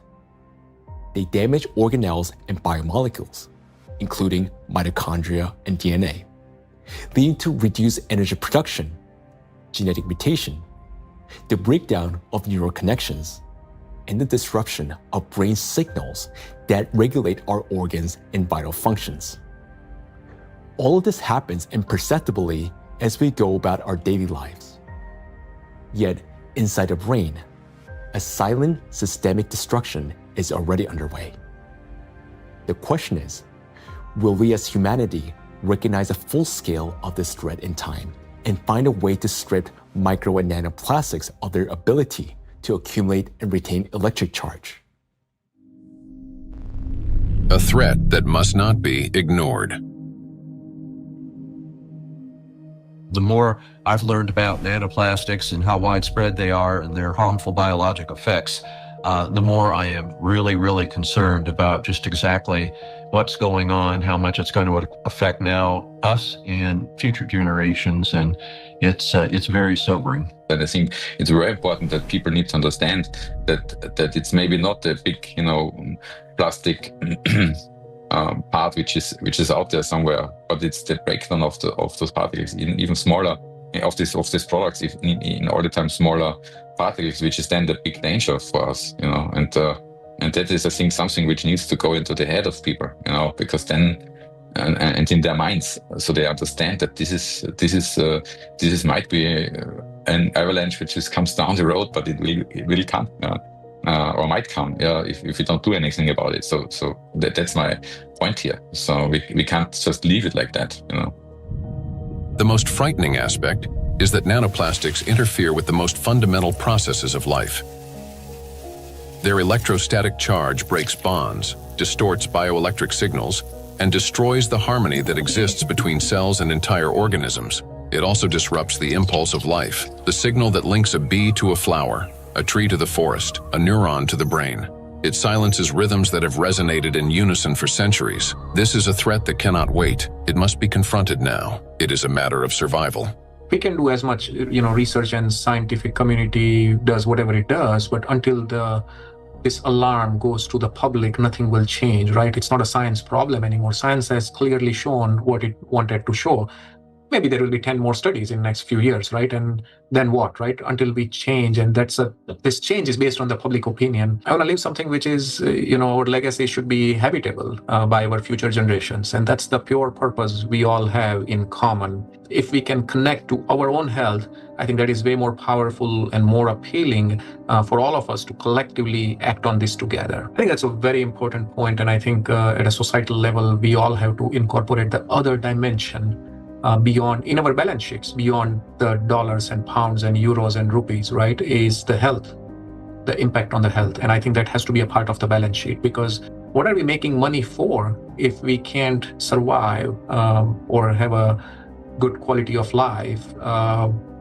Then everything else is worthless for us and for the future generations. I think maybe a reason why I do that, to just show by example that we need to do that. It's my big, hope that I can contribute to a solution, and also to people thinking about it, talking about it, and acting accordingly to make this world a better place, and not just always a worse place for the future, especially for the next generations, and for my son, and for families, and of course all over the world to take care. And I'm trying to contribute the awareness of people, to explain, to show them the risks, and to make them understand the problem, the real extent of problem, to put them into action. So I just want to say one last word, that we only have one planet, and